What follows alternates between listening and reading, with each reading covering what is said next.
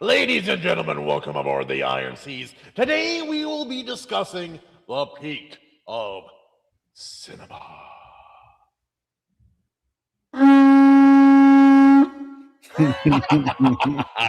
And all that beautiful. He just wanted to show off his shell.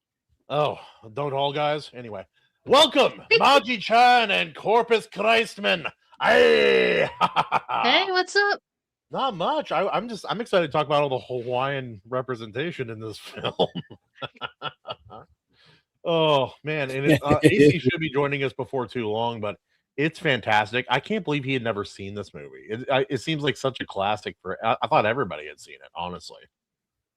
Oh, dude, that was like my crowning achievement when I went to work for Disney. So before they shut it down, there had a little Jim Henson corner at Disney World. And you could see it was actually the last project Jim Henson worked on before he died. But in the back of the gift shop, there was this, tiny little Muppet store, and lying on the deck plate was the soundtrack to Muppet Treasure Island CD. I totally snagged that.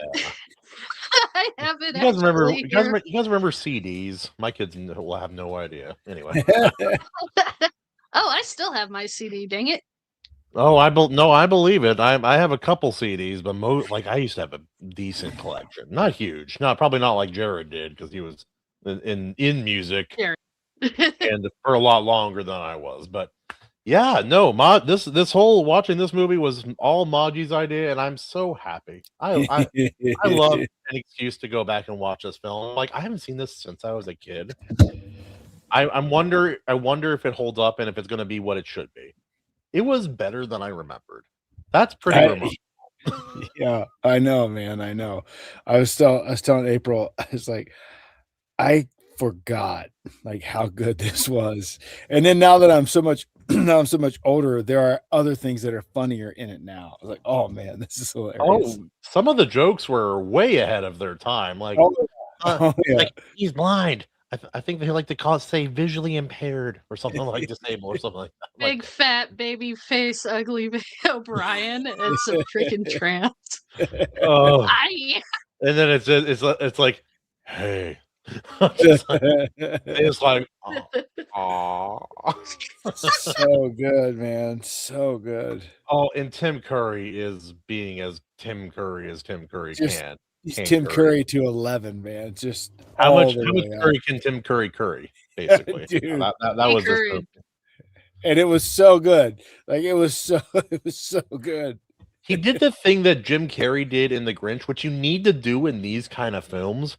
Like, if you're going to take something that seems like it should be animated, you have to overact to the point of being more expressive than animation can. Oh yeah, you gotta go all the way. Yeah, like full body commit.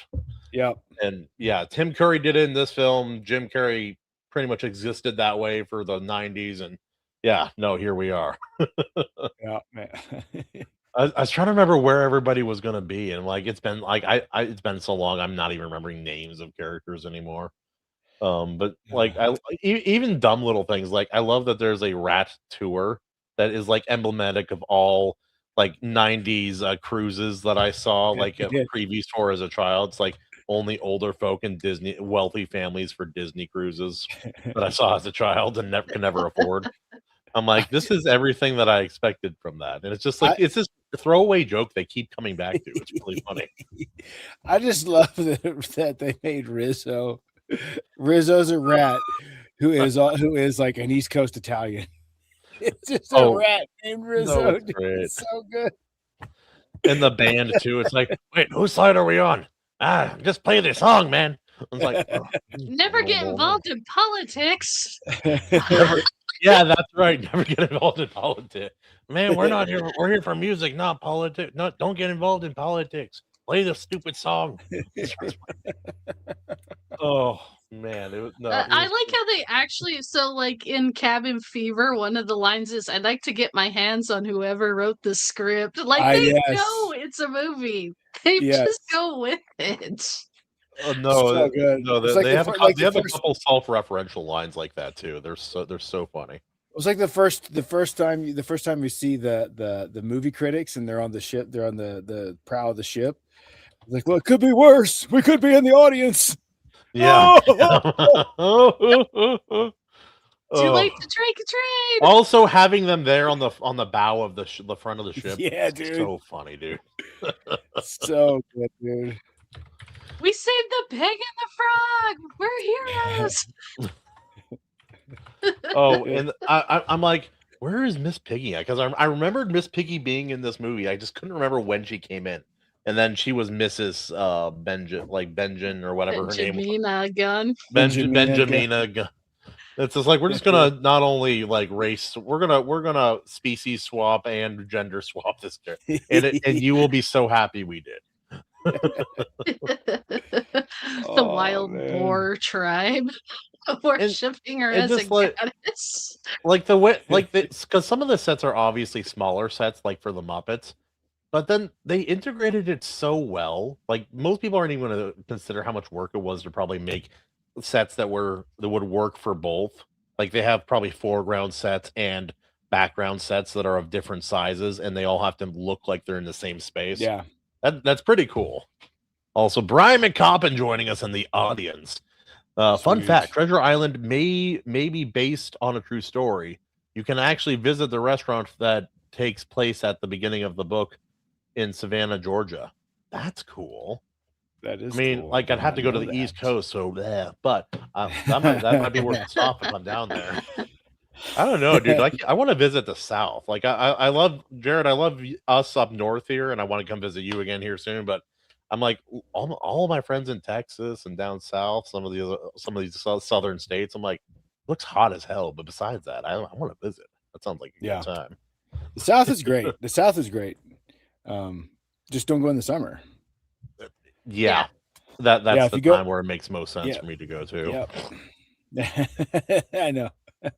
But Maji, what inspired you to suggest put forward this movie?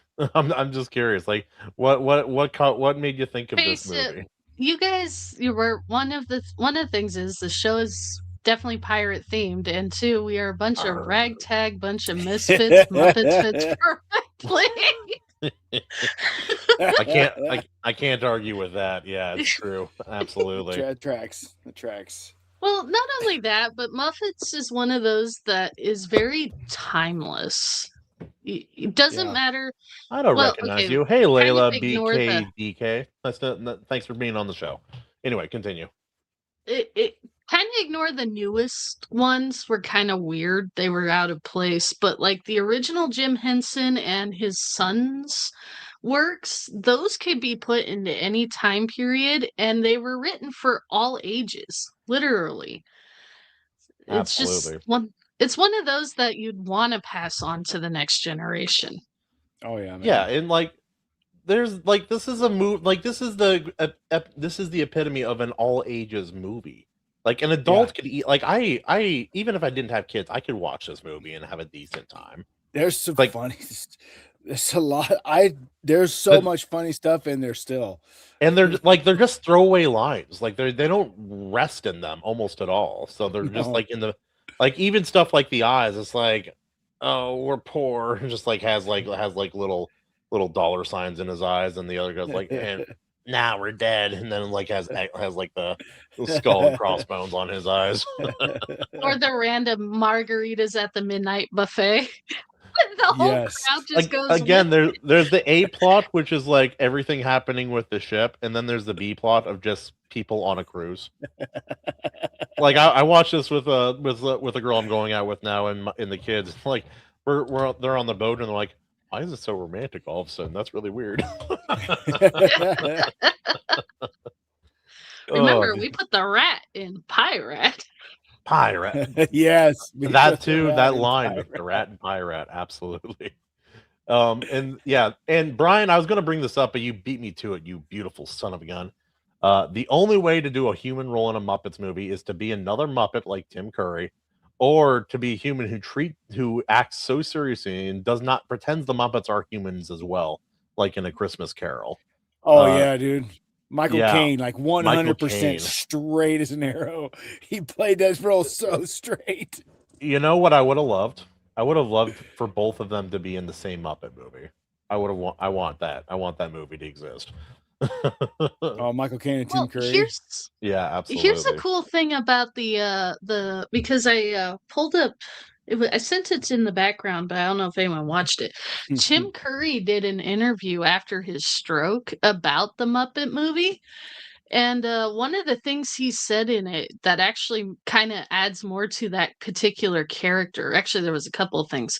One of them was he pre-recorded like Professional Pirate, but because they did so much energy in the acting and stuff, they couldn't use the pre-record, so they just did it live. Like the whole thing was fully live Oh, recorded wow. because the pre-recorded didn't fit the motions and everything. So they Oh, scrapped yeah. it, and he's actually singing in that part without being pre-recorded.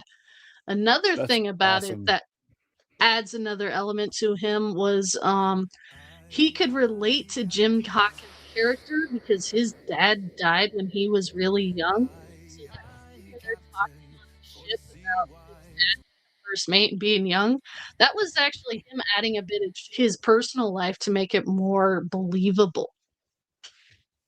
That's cool. Oh. That's really cool. Shi Actually, I do need shiver me tenders. I want some chicken. Hail all. Won't make it tonight. Yay, Love animation. y'all.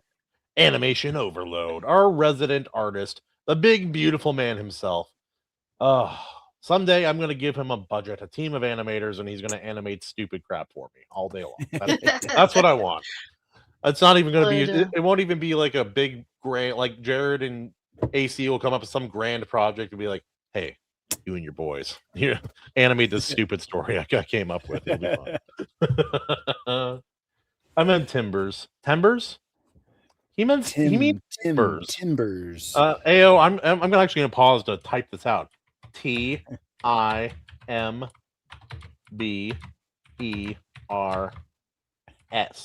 There we go. Shiver me timbers. There we go. But yeah, no, so us being pirates, it makes sense. I haven't even thought about this. When was the last time I thought about a Muppet? I think when I watched like one of the newer films last year with my kids. That's probably the last time I thought of a Muppet. Jared, were your kiddos able to watch this one with you? No, not this one. They watched part of it. But It's too late. yeah. Yeah. And I don't know, man. Like I still have a few lines from Muppets from Outer Space. Uh just amble their way through my head every now and then. So yeah, these movies are it's hilarious as I'm sitting in my truck a little while ago, like watching this and then I have this moment. It's like I'm almost 50 years old and I am enjoying this film on my phone in my truck. And I'm like completely entertained. Imagine if that's you were being awesome. Imagine if you were being responsible like me and watching it while you're driving. Don't do it, kids. You get pulled over. It's like, why is a 50-year-old man watching the Muppets Treasure Island on his phone while driving? It's too much to explain, officer. I'll just take the ticket. Just take me to jail. Straight to jail. think about it. The very first thing that connects you to that movie is that banger song. The the Shiver Me Timbers song. It just pulls you right in. Yo ho! I'm like, why is this a banger, dude? It shouldn't be like opening of the movie. I'm like, why is and every song was kind of like that, even and like ingrained in my brain. I knew it because all the tiki fake Hawaiian crap came out at the with Miss Piggy, and it was boom shakalaka laka boom shakalaka laka. That rhythm has been in my head since I was a child. I've never forgotten it. Oh, and then they have like the trees singing and the masks and all the tiki masks and such. I'm like, Yeah, that was hilarious. it sure is. I was thinking about you on that one. It's like this is so They were totally it's making so Pacific fun of Hawaiian Islander tourism on that one. What's so funny about that is like the tiki mask thing. Those aren't Hawaiian like at all. I know, but they were totally making fun of Hawaiian tourism, especially with Swedish Chef wearing the pig nose. Yeah, well, the pig thing actually is kind of Hawaiian, but no, they got and also the Hawaiian the islanders being pigs. I'm like, this is peak Hawaiian representation here. This is great. Right, right. No, no, there's this old Hawaiian legend about a man who could take on the form of a pig in order for fighting. I'm not really sure. I need to touch back up on that, but yeah, no, that's fun. And then like the whole tiki thing that comes from when the Tahitians invaded Hawaii a long time ago. They brought some of their culture, some of their art, and their gods, their worship of their dark gods and different gods into Hawaiian culture. And that's where all those masks are from, Mm, mostly from that. Because Hawaiians, like, they had like symbols and idols like most older cultures, but they were not the ones that you imagine or that you see, like, on for masks at sale at the ABC store. yeah. Oh no, I love this guy too. Let's see, where'd that guy go? But yeah, no, I really enjoy this film. I really enjoy this film. Like, there wasn't a single miss in the musical numbers. Yeah. Fun fact, Hans Zimmer scored this film and then went on to do Pirates of the Caribbean. I love people like Super Tony Franco. He's my favorite. Thank you, Super Tony Franco. I appreciate you. Uh, you don't even like that's not even how you spell Howley, but it's fun. Like, yes, please continue posting loving comments and loving comments. That's what we all love down here. Do it. It gives me strength. Now. But what did you guys think of it as an like let's try to take this seriously for a second. How do we like this as an adaptation of the Treasure Island story? Here's the thing, it's told very uniquely, but still stays true a true adaptation to the story itself. It doesn't completely separate from that whole thing. I'll be frank, I've never read the book. I've never read the story. Is it a book or a short story? I don't really know. I know it's an older story for certain. But I don't know if I've seen it. I think it's a really good format. I've seen this story told in the form of multiple Treasure Island movies, like older and much older. This film, the Muppet version of this film, and then Treasure Planet, the more imaginative, out there version. They all follow a similar format, and they all have kind of somewhat similar things to say, even if they have slightly different takes on characters and aesthetics. But truth be, I don't think I've seen a bad adaptation of Treasure Island. I think it's a really good story to adapt for that reason. But yeah, what do you guys think about that? I never read the book, so I don't know. Or I mean, whatever form the whatever form the original story is in, I've not encountered it, so I don't know. But I think it hold compared to the old black and white one and then the old Disney one, I think it. I don't know. I think it's more fun than both of those. Oh, it's definitely more fun. I admit I really did like the old Disney one that I saw like from the 60s or 70s Yeah, whenever that one came out. I thought I that's the one I first watched when I was a kid, and I really liked that as well. See, But the very first Treasure Island I saw was the one with young Christian Bale as Hawkins. That one was pretty good too. That one's probably the closest to the actual book you can get, but most people don't even know that one exists because it wasn't very popular. But yeah, I never heard of it. Christian Bale played Hawkins, and then I'm trying to remember who did Long John Silver, but he did really good. man, I must have seen the one with Christian Bale as well, because I've seen a couple of these movies, but I again, mean, it's this been is quite we're a while. talking like probably right after Newsies. That's how old that one is. Yeah, that's an old it's weird seeing actors like as prolific and capable as Christian Bale when they're really young.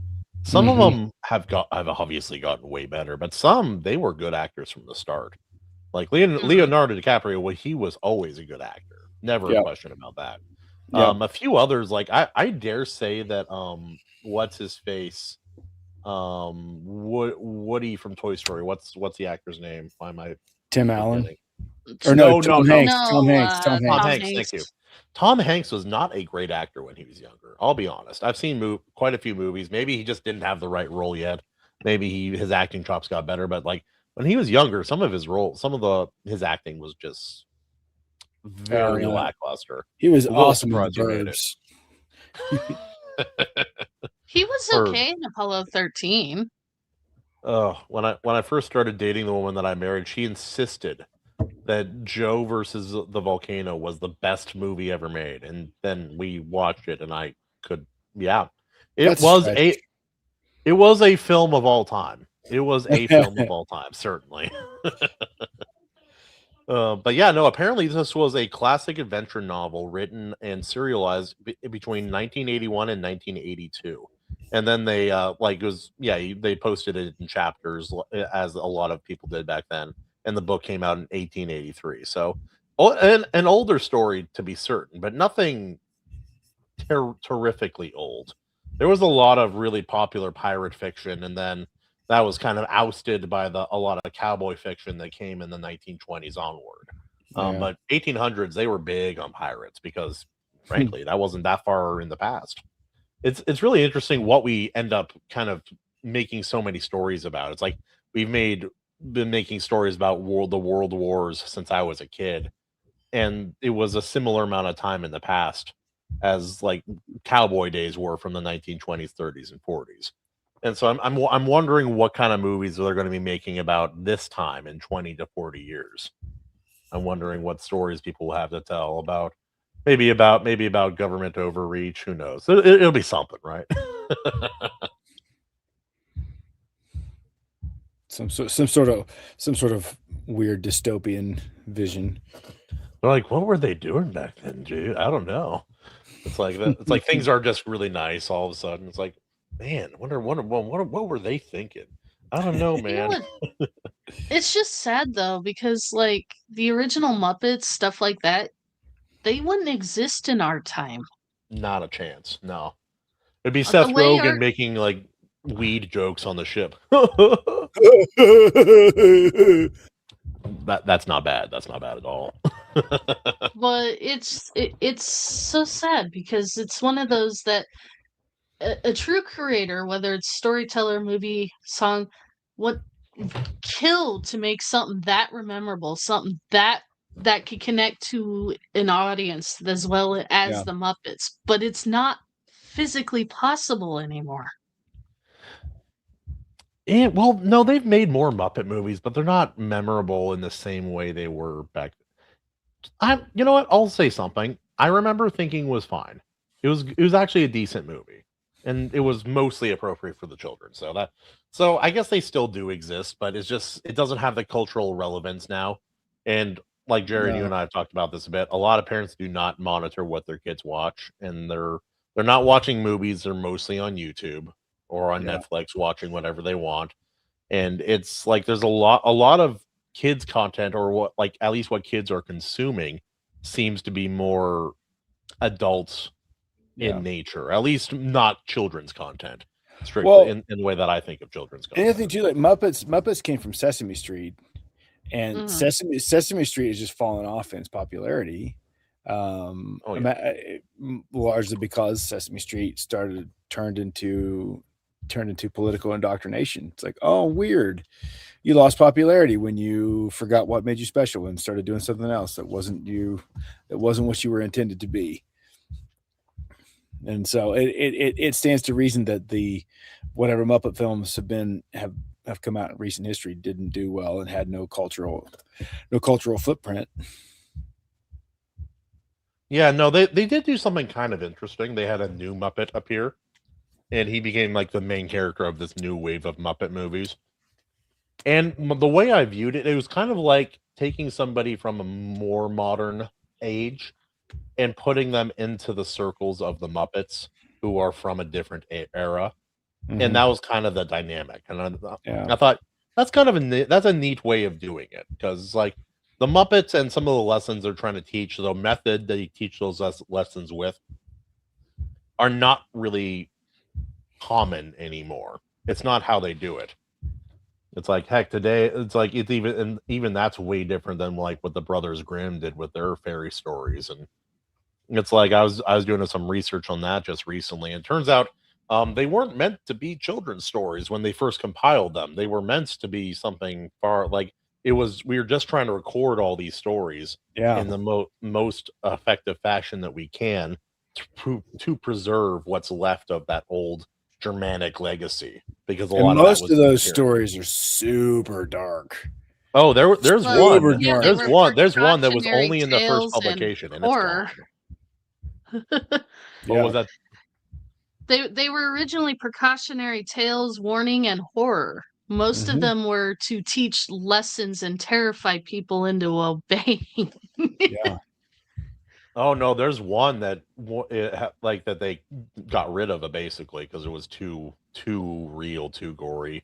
It was basically it's like but the idea was is a story about these three children and they spent a day watching the butcher do his craft and that they didn't want to bother him but you know how kids are imitative of adults and like well hey we're gonna play a game called Butcher. I'll be the butcher.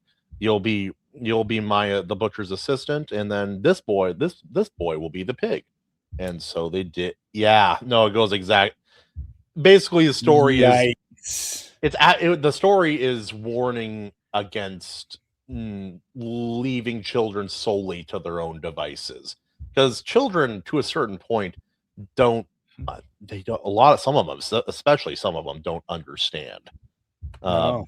the Kids are consequence of dumb. and basically, like the ending of the story, they're trying they have a trial for the child. They're trying to decide what they're going to do to this child. And a wise man who happened to be in town, because that's how what happens in these stories, said, "Well, what you're going to do is you're going to offer the child a gold coin or an apple. If the child takes the coin, you let him live. If he takes the if no, if he takes the apple, let him live. If he takes the coin, get rid of him, essentially." And the idea was, oh, a child doesn't know the value of a coin. They just see an apple and think, oh, I want to do this. It was like basically testing to see if there was if Yeah. this was the naivety, the actions of this was the naivety of a child or the malevolence of somebody with a more mature mindset. And that was the whole idea behind the story. That and there's a story about a sentient pickle um, and a bird and a mouse working together to do household chores. It's quite charming. But anyway, no, nothing hits like an old German folktale story. It's like, what did you learn about today? I learned that if I go out into the woods, then I will never see my family again. And if I do, I will be the monster in the night. But no, I do love all those old German kind of folk tales. You see some of them set talked about in a more like obviously Disney did their whole adaptations of the Disney versions of the Grimm fairy tales as far as that is concerned. But yeah, what do you guys think about the idea of going back to these kind of stories? And like, how do we communicate with the youth moving forward? Because it's so decentralized, everything is more like kids have access to the internet, and that's going to be Yeah. a huge forming cornerstone of their identity growing up. It wasn't even for me because I wasn't really on the internet that much. You connect. I think a good piece of that is figuring out how to connect with that thing that subconscious piece of them that knows subconsciously that they're missing something like the the instant gratification, the constant dopamine hit of reels and TikTok videos and YouTube shorts, like The just more that discerning constant. among them are they're gonna want something real. Yeah. Well, I'm all here's the go ahead, Maji. Yeah. the sorry. Here's the thing though, kind of to go with what Jared's saying. The most popular kids TV show right now is Bluey. Those are 10-minute episodes. Mhm. That's They are short. designed for short attention spans. Yeah, same thing with things like Shark Dog. Mallory was really big into Shark Dog for a while. Plus, he liked having his tongue out and barking like a shark, I guess. But yeah, it Yeah. was fun. And there's also this. It's like I've already kind of seen it, not with youth like the age of like your children or my children, Jared, but more like the older youth, like the oldest in this new generation. Yeah. You know what I'm seeing a lot from them? A lot more like no phones. Mhm. They're fishing. I don't know Yeah. what happened to my people my age, but I don't like fishing. It's like I went fishing with my grandparents, my great grandparents, my parents growing up. It's like I had very little to no interest in it anymore by the time I was an adult. But these kids, pretty much on their own, just Yeah. said, "We're going to start fishing, and we're going to do some of these." I think we're going to see either this generation or the next, the exceptional among them anyway, really start becoming independent and unplugged Yeah. of their They own want volition. physical. I can Well, tell you that. it's it's it's this longing to connect with connect with the grand story, the grand narrative of life. And like you can't connect when you're constantly fed 30-second things, 30-second clips and 30-second reels and TikTok videos, and that's all you're seeing. It's like none of them are connected to a narrative, none of them connected to a story. You're seeing snippets of things, and Half of half half of of it's it's fake fake. anyway. Yeah. Yeah, half of it's fake. It's half of the other half of it is an imitation of something somebody did years before, and so there's no connection. And I think you will see a return to towards things that are connected to the grand narrative, like the sacred, the things that are sacred, like things like Tolkien, things C.S. Lewis, like these Oh, these yeah. meta narratives, or like these huge narratives that are connected to the meta narrative of life. Like I think that's how you reach them, is you appeal to that thing inside them, inside their minds, that says like this this constant doom scroll does nothing for me really, and you still feel disconnected. It's like you give them something to connect to, I think. I think there's something else that there's a slight, not often tapped vein as well. Because, like, I'm thinking of a lot of sci-fi stories. A lot of sci-fi stories are like, we're fearful for the future. Here's things in the future that we like. This is the dangers of future technology. I think we're at a place now where we could point out the current dangers of our current technology. Yeah. Like, there's a lot of dangerous things out there. There's now, and, like, on every level too. There's the social level of like being ostracized and like like basically if you're only online and then suddenly you're ousted from a group of people for a social misstep of some kind, that like mentally that's going to be rough. It's going to be Yeah. a hard time, and that's like that's not any that's nowhere near the harshest consequence you can have through today's technology. There's like scamming and scam artists and like those kind of things. It's more prolific maybe now than ever Yeah. due to the online space and anonymity and things of that nature. I'm not against anonymity on the internet entirely. I'm it's kind of something I've been wrestling mentally with a little bit recently on my own, but yeah, no, so as far as, like, these kinda things go, it's like, my kids, they will have access to the internet at some point and social media, but I'm gonna really lay it out for them. I'm not gonna sugarcoat anything. I'm like, "Hey, if someone is offering you something out of nowhere, even if you think you know who they are, it's a lie. They're lying, it's a scam. If something sounds too good to be true or, like, exactly what you need, it's a lie, essentially." It's like I whined once about my teeth recently. I've been getting nothing but that remineralizing gum Yeah. advertisements every damn day. Dude, I'm so tired of it. Oh, dude. Mm. I got one today. I got one today that was a new one, and like they actually took the time. So they took the time to put an actual image in the text. Then it was the UPS logo, and it's like, there's a problem with your shipment. Click the PDF. Blah, blah, blah, Oh, blah, blah, blah. It's like, get those um, all the time. It's a lie. Yeah. okay, sure, guy, with your area code that goes to nowhere. Get out of here. Just send us your information. It'll be Yeah. fine. Dear God, man. But the thing It's like is, like, there's so many boomers that are like, oh dear goodness me, I've got to go fix this now, I guess, and give them all the stuff. Oh, my bank the account's empty. they come from a more trusting generation, not necessarily less devious generation, but a more trusting generation for certain. Yeah. And there's that, and then they can't identify fake things as like even my mother, God bless her. What are you doing? Go ahead. It's a fake tattoo. It's something fun anyway. But yeah, like even my mother was like, she's gotten better, but a couple of years ago she showed me this little video. It's like, do you see what the US government has now? I'm like, what is it?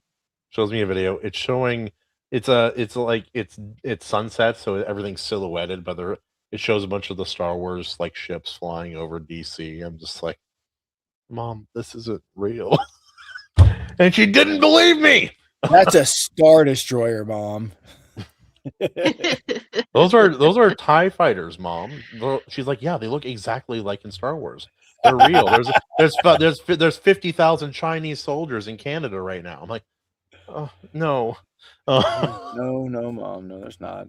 No, Mom, there's really not. There's a lot of Indians, but there's no Chinese. Anyway, man, I can't imagine it. It's like even before all this AI thing, somebody scammed my grandparents. They pretended to be my brother. Like I got arrested. I need your help. They imitated his voice and they sent a Whoa. lot of money, and it was a big old mess. And then my grandpa didn't realize it was a scam. He thought my brother had just lied, and so he would call my brother all mad at him. Just like, nope, not quite, not quite. He's mad enough anyway. But yeah, Wow. Ugh. And Wow. it's like how do we explain to children, like we tell them to trust the trusted adults and to tell the truth, and then they're going to enter a world of snakes. Essentially, that's what the internet really is. Dangerous, man. It's like looking into old like werewolf stories, and and this one was making a comment. She was being a predator, like she was basically predating on the fear of the day. It's like, oh well, you meet a nice girl, you have a family, and it's like, oh well, she wrote a werewolf story where the wife was the werewolf that killed the two children, and the husband came home and found out, and I was just like, that's effective horror. Yep, that's real effective. It's like he cut the foot off a wolf in the woods. He came home and his wife's acting all weird and she's missing a hand, and then oh, got it, figured it out. You know that terrible monster that killed the ate the children? Yeah, that was her. Good. But yeah, Mauji, what do you think? You're a non-parent here, but what do you think about? I don't know. How do we connect? Like, because like every parent is responsible individually for how they raise their children, what values they raise their children with. But there used to be also cultural things that kind of pointed them in a proper direction. Any cultural thing pointing our children somewhere right now is not a good thing, mostly. So what do you think about all that? What is there a solution, do you think, or what's an observation you have about that? Oh, yes, because I have complete experience at parenting here. No, but you have eyes, don't you? Oh, jeez. Okay, let's go back to the Muppets for a second. What drew you in watching them?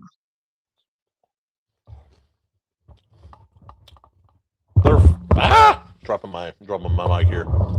Uh, Well, the music obviously does its part. The Muppets are fun to look at. They seem innocent, and it doesn't. Them being Muppets doesn't make the story any less interesting.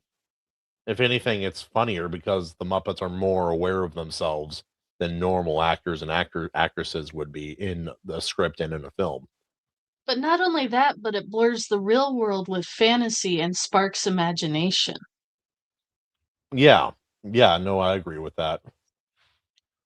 It's like even Kermit like holding Miss Piggy over the cliff after her rope breaks, and he's just just like distorting and not looking all right. His eyes. It's like because like Muppets are basically live action cartoon characters. They can kind of break rules and expectations. So yeah, it absolutely does create point you in the direction of like allows your imagination to truly flourish in that way. It And not I only allows imagination, it inspire it encourages ingenuity and encourages to think outside the box because how would you expect these toys to interact in a real world, but yet the way these movies were portrayed, you believe that they were there. Like when Miss Umbridge is like roast suckling potatoes, the potato turns and looks at her. She's like, "No offense, ma'am, no offense." no You offense. believe she was in that world. Yeah, yeah, and they tried to make her look much fatter than she really was too, which is quite funny as well. I'm like, she's not as big as they're making her look in this movie. Ugh. But that's just it. Like, or when they're taking out the lantern in the first, they got Hawkins and then they got Gonzo and then Rizzo, but yet they somehow to actually successfully take out the flame. It was a real candle. They help just create that imagination to help spark that, hey, maybe there's more than just what society norm says there is. And the Muppets do it so beautifully because it's in our world. It's kind of like the like Space Jam and Who Framed Roger Rabbit, where you have the two going into each other, and it creates this whole new boundary that doesn't exist. Yeah, and it also begs the question, like, what, like, you don't have to have it like a Desperate Housewives at the end of each story. It's like, and what lesson did we learn today, adult women or children, depending on what kind of story you're telling. Uh, but it does beg the question, what some I've seen some kid movies that weren't bad movies, but also had nothing to say as far as like the message doesn't have to be obvious, but some of them just were only there to entertain. And that seems insufficient for children in some form or fashion. It's like not everything has to have a like a deep core message, but I think it's important for children to have a cultural touchstone. It's like, the worst message I heard in movies growing up that is like some of the worst, period, worst messaging for children who don't know better. Follow your heart. The message of like maybe 80% of the movies that came out for kids and teenagers when I was growing up. Like whether they said it out loud or not, which they often did in these kind of movies, I was like, that's the worst advice I can Just follow imagine. your heart. That's what I do. Especially when it was a moral dilemma. It's like, just follow your heart. Do what your heart says. Uh, no, no. The heart is a selfish and very And self-centered, non-forward, temporary hedonistic thing most of the time, and especially if in you don't guard hormonal it. teenagers, it's the most unpredictable factor in the world. It's the reason every romance story for freaking 15 years has been about infidelity. Actually, more like 115 years, but yeah, it's like all these romance stories, books, and movies is like um 80% of them are about infidelity and how it's not the worst thing. I'm like, that's a bunch of nonsense. Oh, Jared, It's you're muted. yeah. No, it's I was gonna say it's like they're leaving part of that sentence out. It's like it's instead of just follow your heart, it should be follow your heart and see where that gets you. Yeah, It's yeah. like go ahead, sucker, follow your heart. See how that works out. How about movies like I don't know? It's like even like the Sword in the Stone, like even Disney's Sword in the Stone. It's like, yeah, maybe you're not a traditional knight and maybe you're not there yet, but like there will be people who will guide you towards what you should be and what you could be. They'll expand your imagination, expand your capacity, help teach you, help give you tools and teach you how to be more than what you are. If you had everything in you that you needed to be, everyone would be a blazing success, but that's just not how it is. It's like Well, what's wrong with teaching a kid to strive for greatness? Everybody wants to succeed, but yeah, go if you ahead. had if you had everything you needed within you all the time, you'd just be a Marvel character, a female Marvel character, to be exact. Actually, you'd be the villain of the Marvels, which is Captain Marvel in that movie. It's like, remember that planet that you killed? Oh, yeah, I did that. No remorse, nothing. It's like, well, it's causing me problems now. That's really too bad. Thankfully, I never watched it, so I didn't have to suffer through that. That's when Maji and I met. We saw that stupid movie at Oh, theaters. you poor folks. I'm sorry. I was even late. I got there He was 15 minutes late. He was late. He gets in. He's like, "What did I miss?" I'm like, "Absolutely nothing. I have no clue what's going on." It just shows her like killing a civilization for when she was. Oopsies. My bad. Also, I was very grateful to watch an entire planet be destroyed. Oh yeah, no. Oh, also the funniest and worst thing. Like, it's funny because it was how bad it was. The planet where they sing in English. That's their language. Yeah, that was the one planet I was happy to be destroyed. Which means, Jared, that they don't speak English and don't understand it. They only sing it. And unless you sing it, they will not understand. Oh.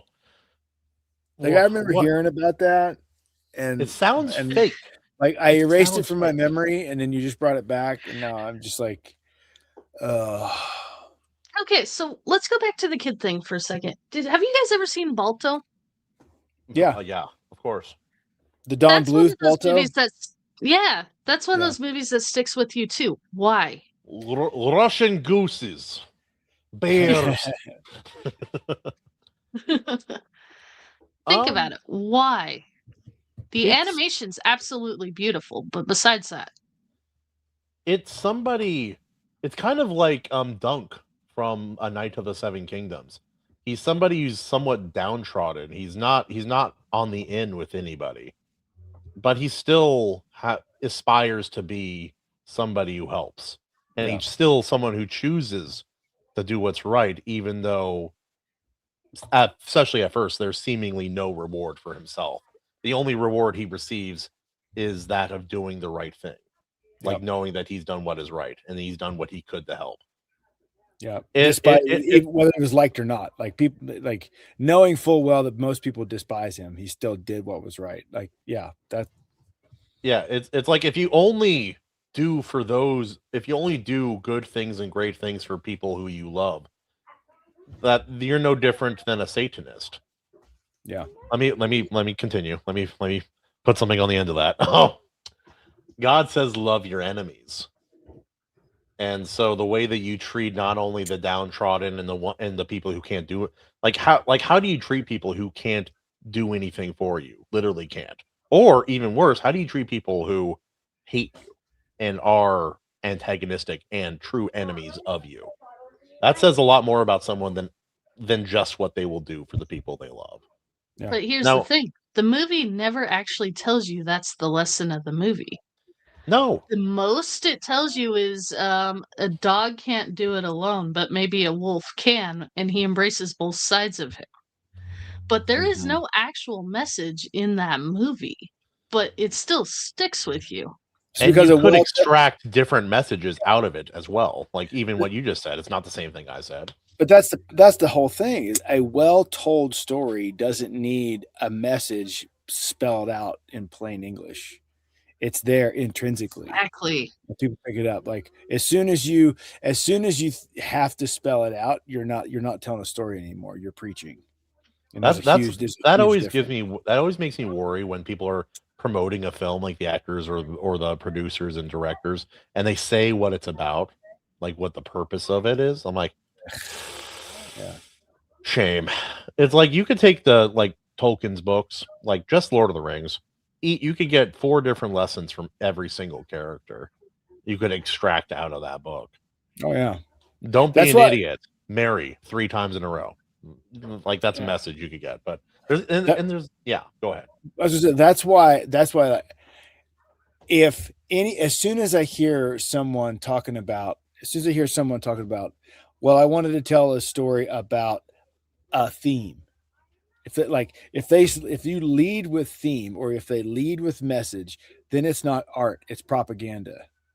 If you can, Absolutely. Yeah. and like and I'll die on that hill too. I don't think, I mean, there have been so few actual films that have come out of Hollywood in the last 20 years. I'd go at least 20 years that have been art.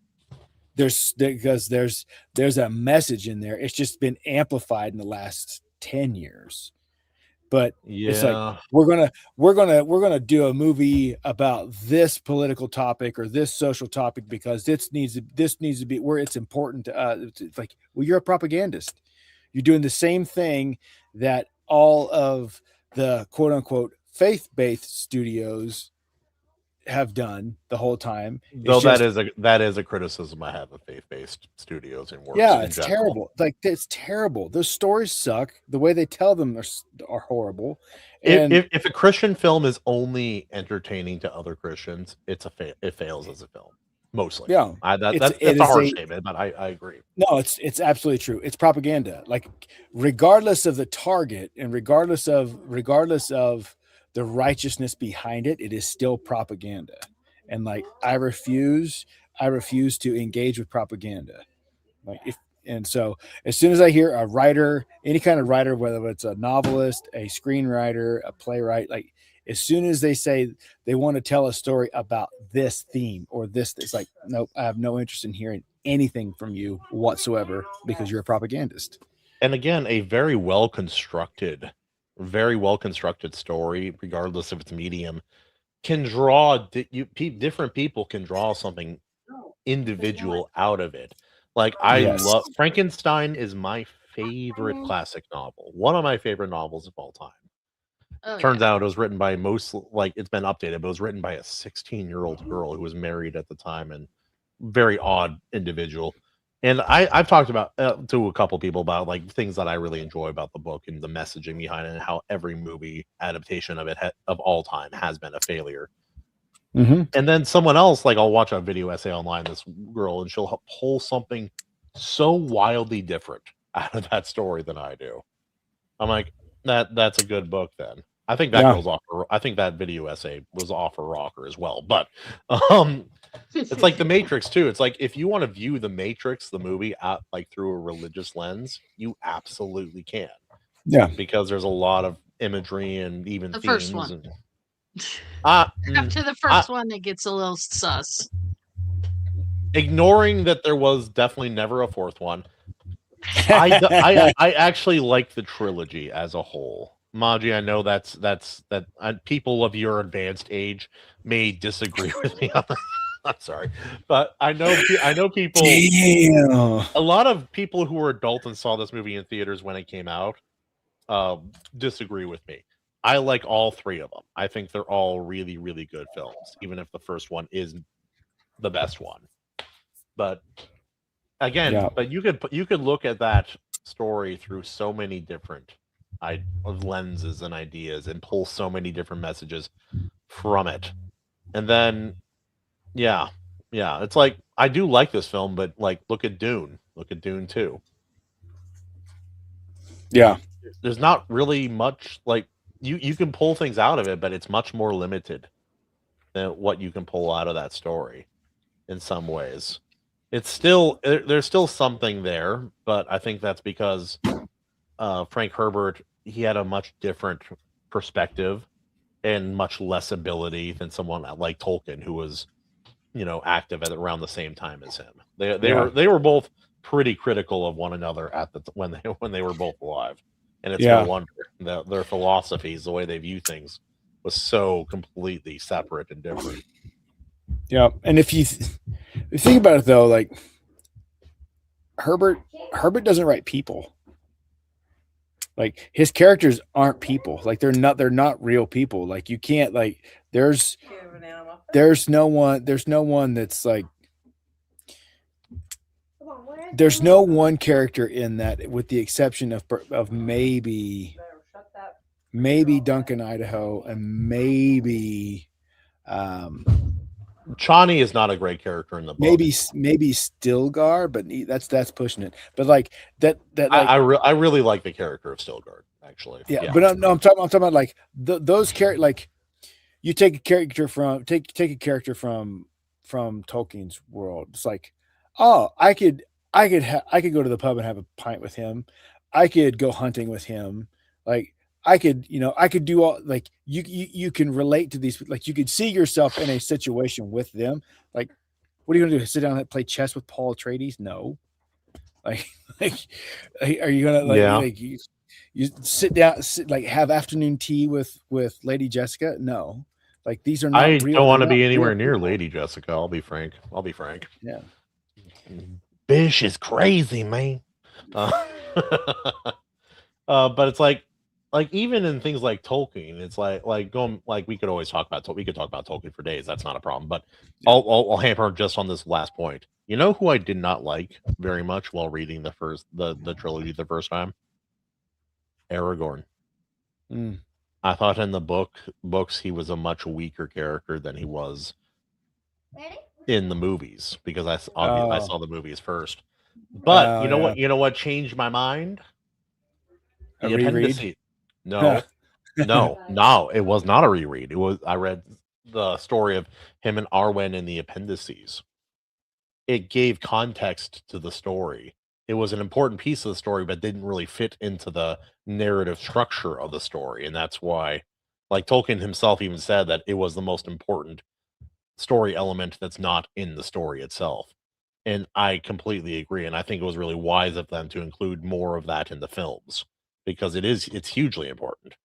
It gives context to all of his bravado and his determination that comes across as arrogant upon my first read of the story. Like, oh, he's doing this because he like he loves Arwen, and the only way for him to earn her hand is to become the king of Numenor and or of Arnor and Gondor both, and that her fate is tied to the ring. And through that view, like with that extra context, that bit of information, I'm like, he was just desperate. He was desperate, and he was trying to will this into existence. It's like he might have been content to be a ranger his entire life had he not undergone this in the books. But No, I think that's fair. I think it's very true. I think um um I think the issue, but the main issue I have with that portrayal in the film is the girl boss moments with Arwen.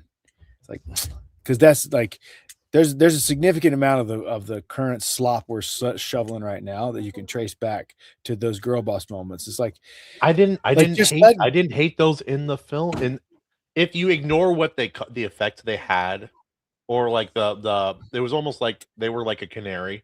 Those scenes were like a canary of what was coming in the upcoming media. oh no, it wasn't in the execution I didn't like. It's just that, like they took that from Glorfindel.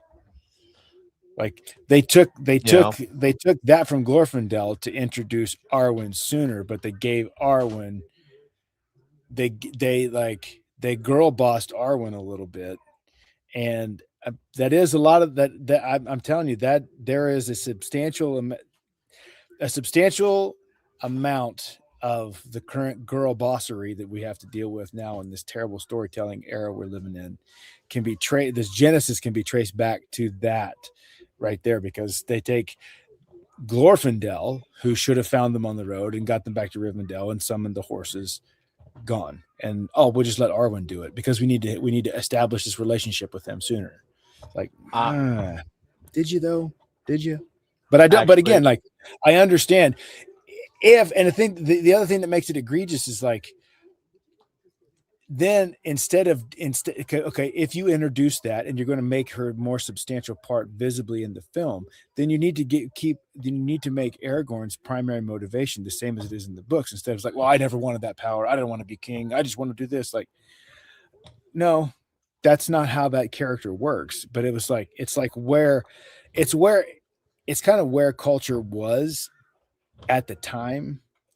in this Like like we have to remember this was the Charlie's Angels era of films we're yeah, working in right yeah, yeah. now. And we're starting to like, but we're starting to have this like subconscious cultural conversation about power and the problem with power and seeking power and this and that and you still see it like go even to connect it back to Dune, like that line in the first Dune film, the Villeneuve Dune film when he says Deneuve.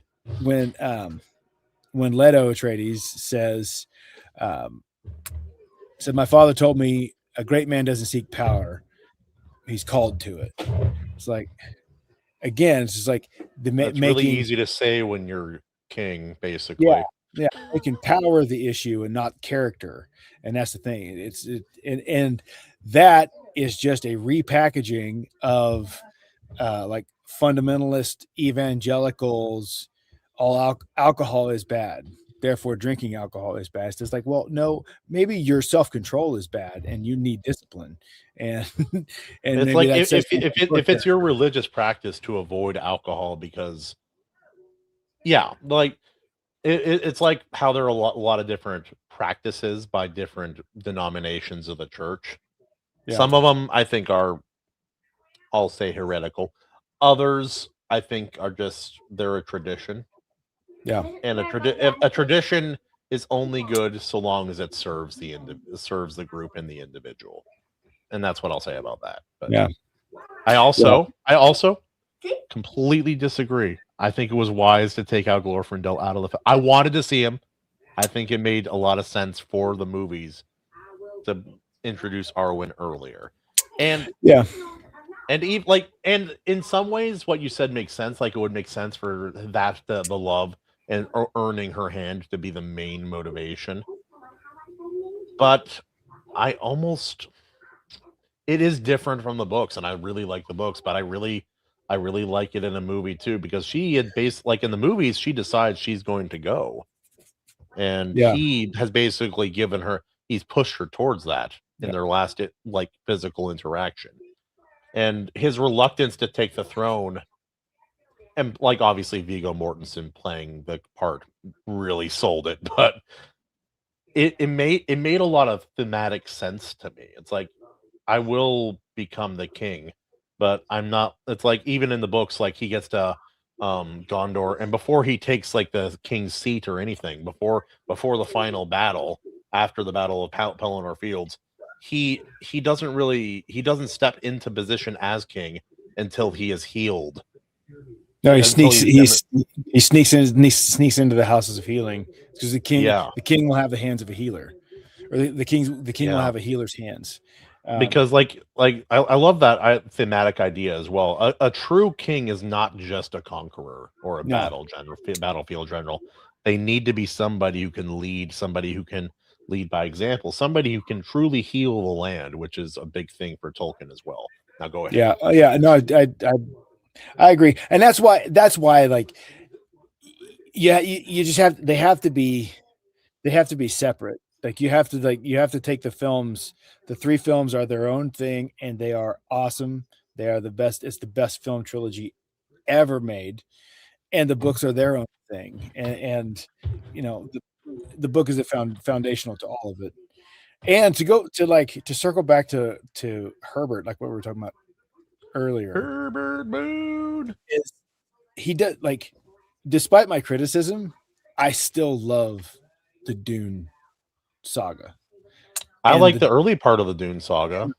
like even when it gets weird, man, even the Dude, weird it the gets really out God, there. God Emperor and like Dune Chapter House, all that's like I still like it. I still like it. And like I think um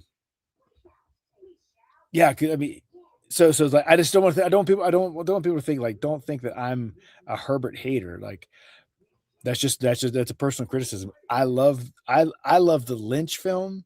I love the Villeneuve films. I can't wait till June or till next month. Or this actually no, it is June now.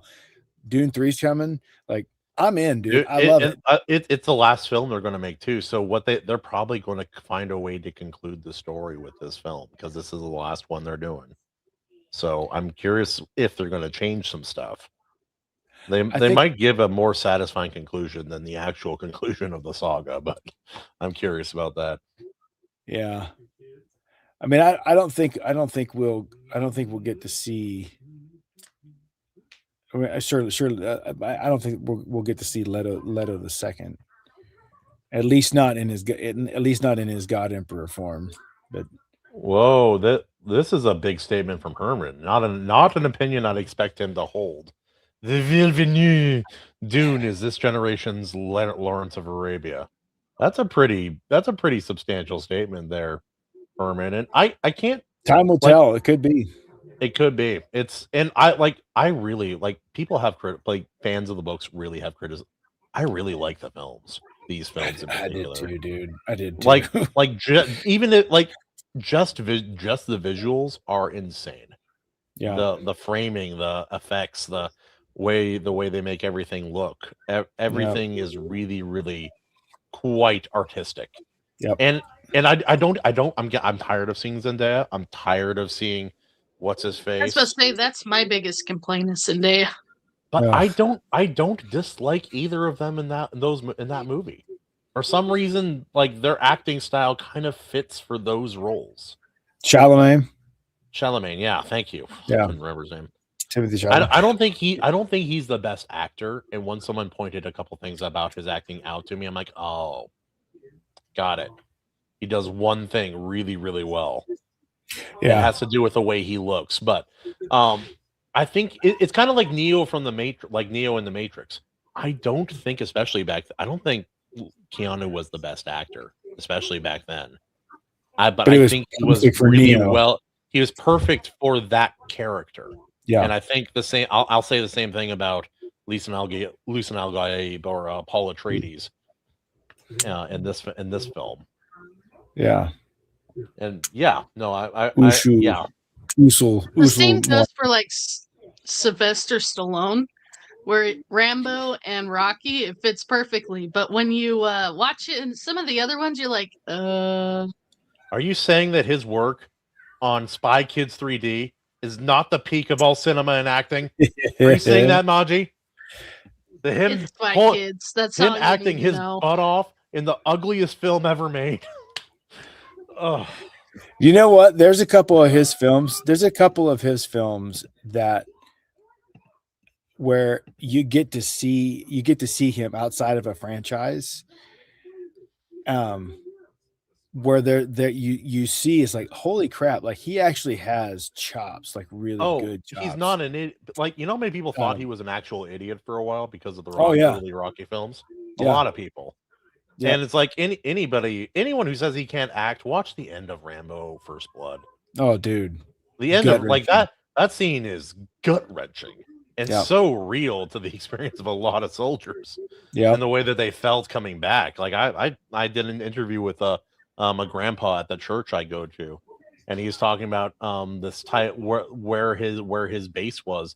The pilots had to go up at an angle like this and then turn up at the last second, and they still lost like 50% of their pilots. Yeah, like that's 1 and 2. That's insane. That's incomprehensible. But yeah, the film he did with Antonio Banderas, Assassins. Like I never saw that. You should watch that one. You should watch that one. Antonio Banderas is like fresh off the boat from Spain, and like in his full flamenco, like I'm going to steal this movie. Like he was awesome. I will be the Latin lover. Yes. There are some moments in there with Stallone's performance. You're like, dang, like he sold that. Like there's this moment where there's a moment where, you know, as a hitman, he's on the job, he's getting ready to carry out a hit, and he lets the guy do it himself. It's like, I'll give you that. Oh, and like there's a moment, it's a silent reaction shot of Stallone afterwards, and you see it, it's like, and you could tell it's like the years are catching up to him, and he is tired of this job. And he Yep. sells it so well. And there's a couple other moments in there, like just these real subtle moments. And there's like, dang, man, that was really good. And then he did a remake. He did a remake of the Michael Caine film Get Carter. Oh And yeah, I mean, yeah. critics I saw part hated of it. that. Of But course. again, in that film, and it was okay. Like it was okay. But there's a couple moments in that film where his performance, you're just like, dang, dude, like that was Yeah. so good. It's like, oh yeah, he's an actor. He's yeah, not like Jason. He's not Jason Statham. no. Like, dude's an actual actor. It's like, man, that was so good. Also, Herman's going off in the comments here. We have to address it. Stallone's best movie in my wait. I got to do his voice. Stallone's best movie, in my opinion, has always been Nighthawks. By my book on the hedge. Anyway, that's Herman. I haven't seen Nighthawks, or I don't remember seeing it. I saw it once when I was a kid, but I don't remember much of it.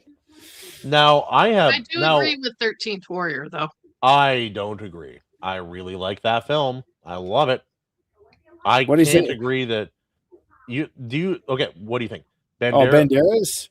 Best film, The 13th Warrior. I can't say yes for one reason. Zorro. Yep. The Mask of Zorro is a masterpiece. Yeah. I love everything about that movie. The silly Fire Z logo, the whole thing from beginning to end. I would say 13th Warrior is second best. A close, very close second to very close second best. 13th Warrior, underrated film as far as these kind of films go. A lot of people, even my age, never saw that movie. Oh, dude, that was a staple growing up, or like I guess it wasn't really growing up, but like when I was living at home, that movie was a staple. Like it was often watched on the Isn't weekend. It based on The Eaters of the Dead by Michael Crichton? Michael Crichton, yep. Very much, yep. That's another Crichton novel I need to read, because I like Crichton. I love Crichton. He can make really dull subjects really interesting with his writing. That one was really cool the way he wrote that, because he wrote that as if he were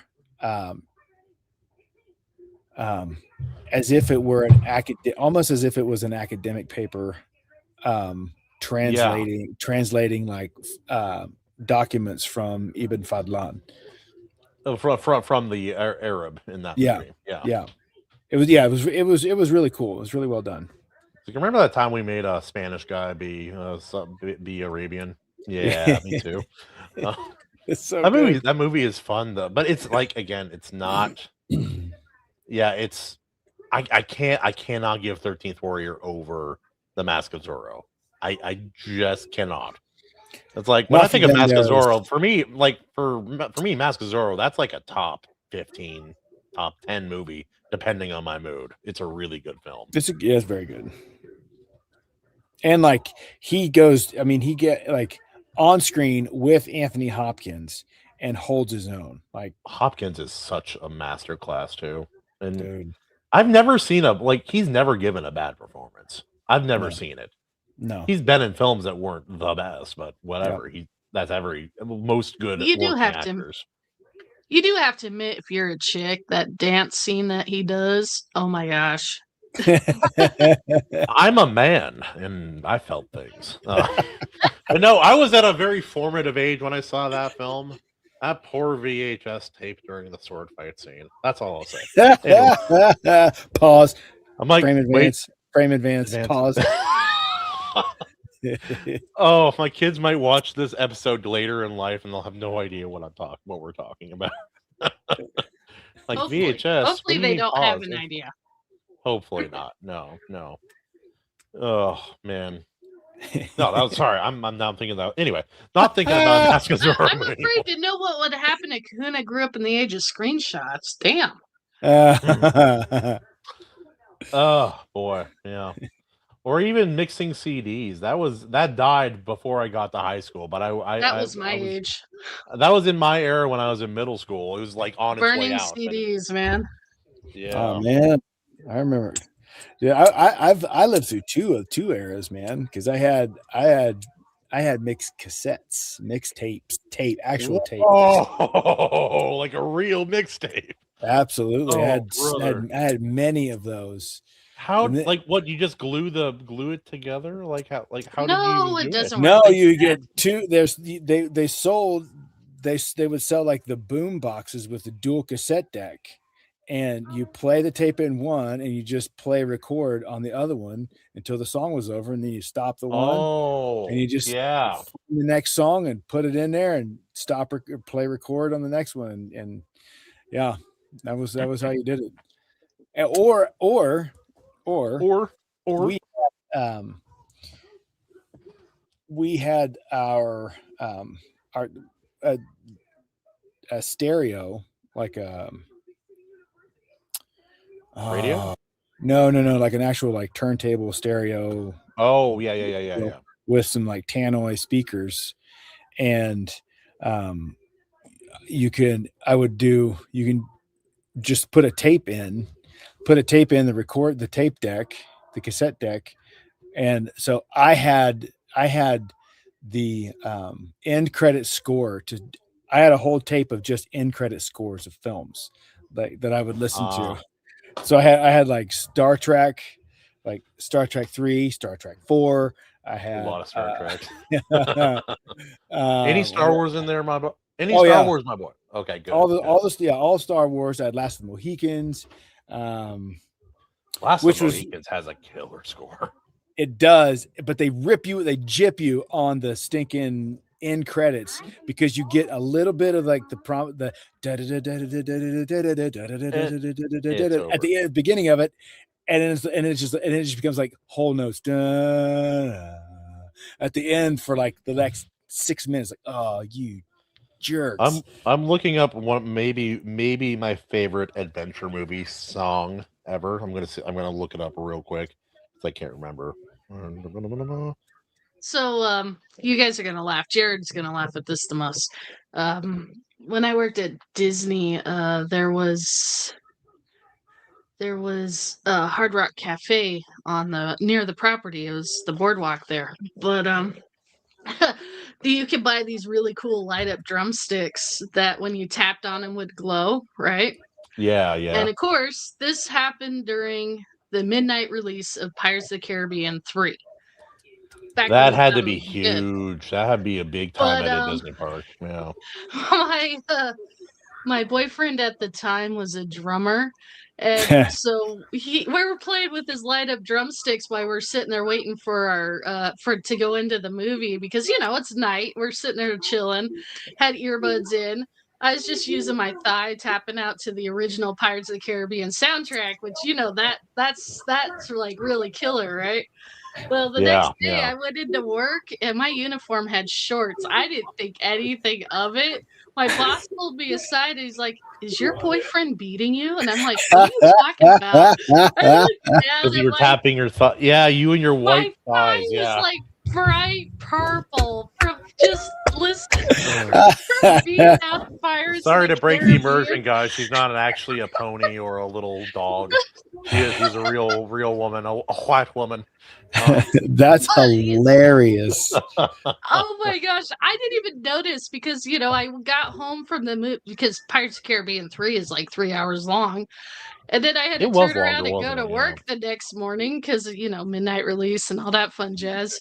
I didn't even notice till I got how swollen my leg, like it was like purple. Like we're talking like That is awesome. No, it's great. That's so funny too.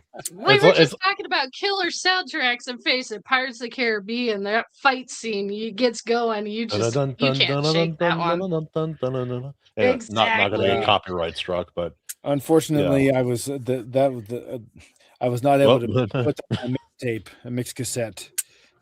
you would have though. You would have. I did have Jurassic Park though, Oh, Oh, nice. and Superman. dude, you know what pisses me off? Like I'll play the Superman theme for like coworkers or friends, and they won't immediately recognize it. Yeah, I know. I get pissed off. Like I'm like, are you kidding me? Are you serious? Like, is it Star Wars? I'm like, I will slap you right here, right now. But no, it was the Overture and Prisoner in Chains from the Robin Hood, the Prince of Thieves, the Oh yeah, dude. Dun, dun, dun, dun, dun, dun, dun, dun. I'm like, that might be my favorite like song of like theme from any adventure movie ever. It's so good. Oh yeah, It dude. was so good that they used it in all their advertising for like 4 years. But It was Morgan. Yeah, it was Morgan Creek. Morgan Creek made Mhm. it their studio animation tune. Yeah, and like that, and so and plus because of that, I heard it so many times growing Yep. up because it's always in their previews for other films and other upcoming projects. I was like, this is a killer song. I Yeah, like this song. I'm gonna listen dude. to it until I hate it. Morgan Creek, man, that was a good film studio. They had some really good ones. Yeah, didn't they do that Geese movie too?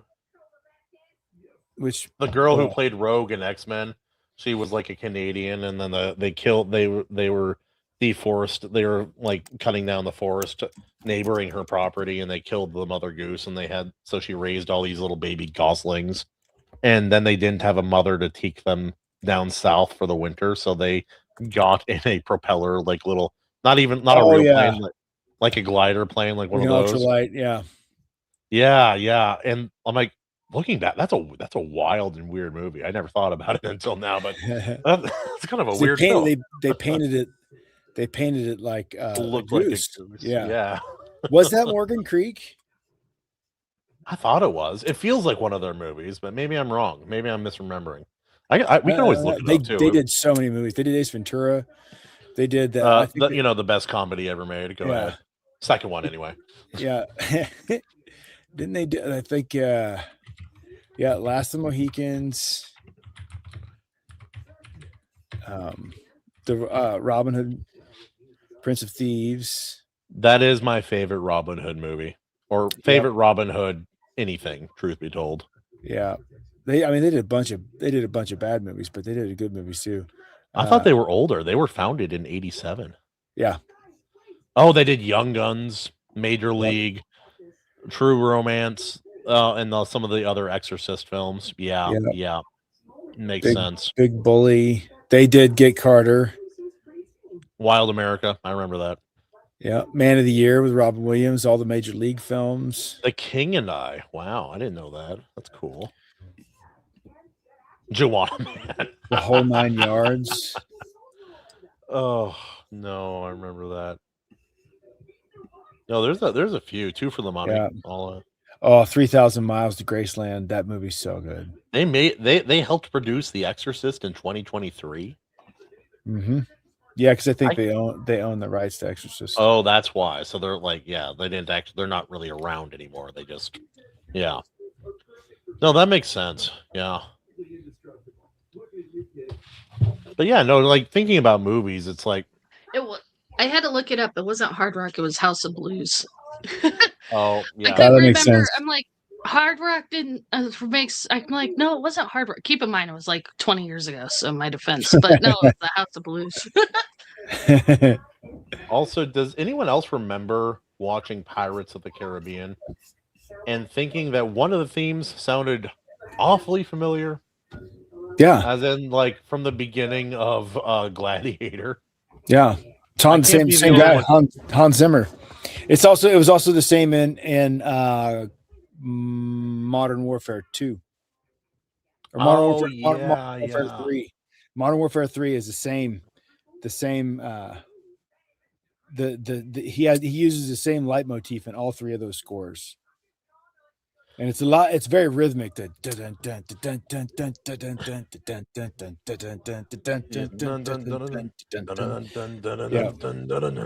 no, it's a really good bass line, like for like rhythmic, like it's really good for building. It's not quite it's a bit more than a gallop.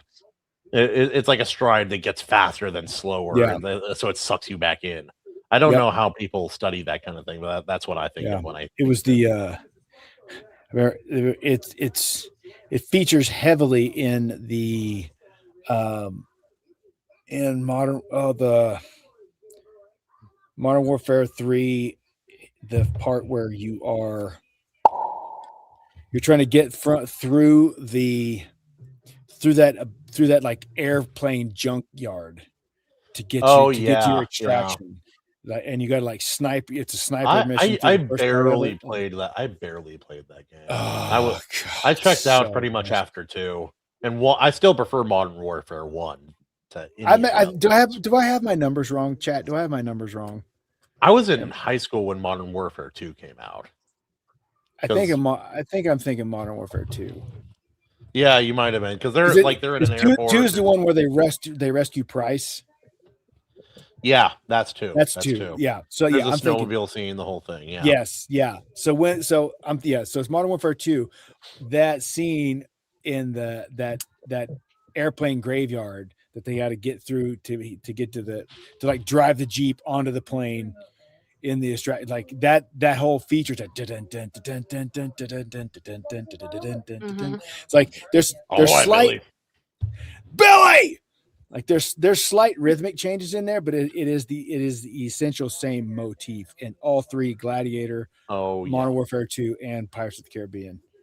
Once you start noticing the kind of patterns that appear, like especially some patterns, I'm like, oh, this is like 500 songs. Oh, dude, yeah. James Horner did the exact same thing in every score he wrote, and you could hear it. You could hear it in every single one. Like, oh, okay, Horner. Finding something else, bruh. I did like Horner though. Yeah, but like he was so prolific. He did the same thing, and I swear he did the same thing in every score. It's like once I start hearing it, and I know James Horner does the score to a film, has done a score to a film. I'm listening for. It's like it's going. There it is, right there. Heard it. Yep. Yeah, and then you have somebody like Phil Collins making music for Disney, and he has his own unique way of notating music that is not based on traditional theory, and no one else can read it but him. Yeah, and so it's like, oh, all these Disney songs that you can find the notes for online were done by somebody else because he never did. Like, this is nuts, dude. Yeah, but I think Phil's one of those guys who exemplifies that a true musical genius can on occasion be benefited by approaching it with completely blind eyes, essentially. Like, no, he didn't understand music theory before he started making music, and the way his music is made, you can kind of tell, especially. Go ahead, Maji. In one of Phil Collins' interviews for Brother Bear, actually, because he wrote the entire soundtrack for that one. He actually said that he was just chilling by the pool watching his kids play, and then all of a sudden the song started writing in his head, so he wrote it down. Yeah. I mean, he was literally just writing the music as he was doing his thing. Yeah, and that's just how he was too. And his daughter, I don't like every role she picks, but Lily Collins is a good actress. She has decent acting skills. It's interesting. I was always watching her, I'm like, oh, Collins, it's kind of a funny coincidence. Because I don't look at her and see Phil Collins, truth be told. Yeah. You've seen her in movies. She's in that god-awful Mortal Instruments movie. I've never seen that movie, but I know I recognize the face. Have I ever seen her in a film? Yeah. Also, she's in The Blind Side. Talking about things that lead to other things, you're talking about how Arwen having her girl boss moment is like the DNA and like starting point of that whole thing moving forward in film. I think like people are talking about like the deviance of the modern like romantasy genre. I think like people always blame Stephanie Meyer, and there's definitely some blame that to be laid at her feet. Like if she's to be held accountable for what came after, because like that led directly to 50 Shades, and then the two being associated led to what we're seeing. But I think we need to take a bigger look at like the City of Bones and those novels, because they were way creepier and weirder and more deviant and meant for a younger audience, and people always kind of forget like that was the pre-crowd, that was the pre-romantasy crowd. I did not read those. The entire first trilogy, it's a will they won't they romance between her and who she believes is her brother. Spoiler alert for the first trilogy, not related. Good. bad news. She also did kiss her brother. Someone else. Anyway. I'm not your brother, but that dude was. That dude was. And it, like even in the scene, she's like, kissing him felt weird. It felt wrong. And then you're like, oh, good. Anyway, thanks series. Anyway, that book is more of a precursor to like modern romantasy than I'd say Twilight, or at least equal parts, because it was right there. Or like things like a Court of Thorn and Roses. That was when everybody was young and a little more innocent, and then it gets spicier as it gets older, and then it gets more extreme, and then again we're back to romantasy, and that's all these different starting off points. It was inevitable that the current landscape of literature was going to head this direction, I think. Yeah, because less male readers, less books for men to read, meaning it's a process that creates itself, essentially self-perpetuating. And then more female readers, more readers wanting more of what they grew up reading, but more adult, and then here we are. No, that tracks. That tracks. Honestly. I love how we started talking. We started tonight with the Muppets Treasure Island, and we're now on the state of like the overall state of the entertainment industry. Well, because we started talking about like messaging in films and stories, and then jumping off points and all these. It's been a fun roundabout conversation. Good tangent, man. It's a good tangent. Just gotta sometimes you just gotta ride that wave, Kahuna. Absolutely. I know all about riding waves. I'm really good at it, riding head first underwater. I'm like trying to explain what it's like surfing. It's like a friend of mine, she's like, I don't want to surf. It's so scary. I'm like, it's not actually. No, that was scary. I remember that. Like, I wasn't even scared, but there was a time in Honokohauer where my grandma's house is. I went down underneath the waves. Like, I caught the wave, and then I stopped kicking a little too early, so I just like got thrown forward and took under the water. I'm underwater for a while, long enough. I start wondering how long it's going to last, and then long enough to think I don't know how long I can hold my breath, and then a little bit longer, and I come up, and I've traveled like 250 yards underwater, and I no idea. I barely know my own name. That's a washing machine. That's what that is. Man. It's like because when you're there, you're completely powerless. Yeah. Like you hold on. That's it. That's all you do. Have you surfed? I've never tried to surf. Like I've never been in a place where the waves were adequate and I had a board. So I've just never tried to surf. You're athletic enough, and I assume you have a good enough balance to do it for jiu-jitsu and everything else. Having a good sense of what translates. Having a good sense of where to be in the water, positioning and timing, all hugely important. Like my brother, he had all the athleticism in the world and no idea where to be with his board. Yeah. What is it like if you compare it to like boogie boarding or body surfing? Like what's the timing like? Is it close, similar? Well, with boogie boarding and like you don't have to worry about the standing up. Yeah. It adds to surfing compared to like just boogie boarding is different in the way that you have two more elements to contend with. One, you have to know when to stand up, because there's a like too early and you might just fall off the board, or you won't like go down properly, or you're at a bad angle, and then knowing how to exit, because sometimes you might be a 16-year-old me and you realize the shore is about 18 feet away and you have no exit strategy. And then you jump up and stub your toe into the sand and lava rock, as you do. It's a beautiful time. Or you could be me and can't even stand on a skateboard. Oh no, it's way worse. Like Maji, it's way worse. I'm gonna hypothetically. You know what doesn't go together? Man nips like these and a foam-topped surfboard. Yes, ocean. I've heard that. The sharks. The rash all is the real. No, active bleeding. It was, dude. I can't even tell. It was horrible. I loved every second, but it was horrible. It was very painful. It's like you're in the ocean too, so it's just salty, and all the locals were like, "You're bringing all the sharks over here, brother." Or it's like, my dad when I was before I was even conceived, he was surfing out there on the North Shore, and he went out there. The locals they're keeping to one side. He's like, "All right, I'll keep to the other side." But then he saw a good wave, so he swam over, caught one of their waves, came back out, and the guy's like, "Hey, you see that fin over there?" My dad looks back. He sees a fin about 20-ish feet away, and then about 11 feet behind that fin, he sees another fin, which means this is like a 14-foot shark. Probably Ooh. a tiger shark. Yeah. And the local guy, mostly calm, he's like, "I might head in a second, brother, but look, you know why I don't want you over here?" My dad's like, "Why?" He's like, "Look down at your feet."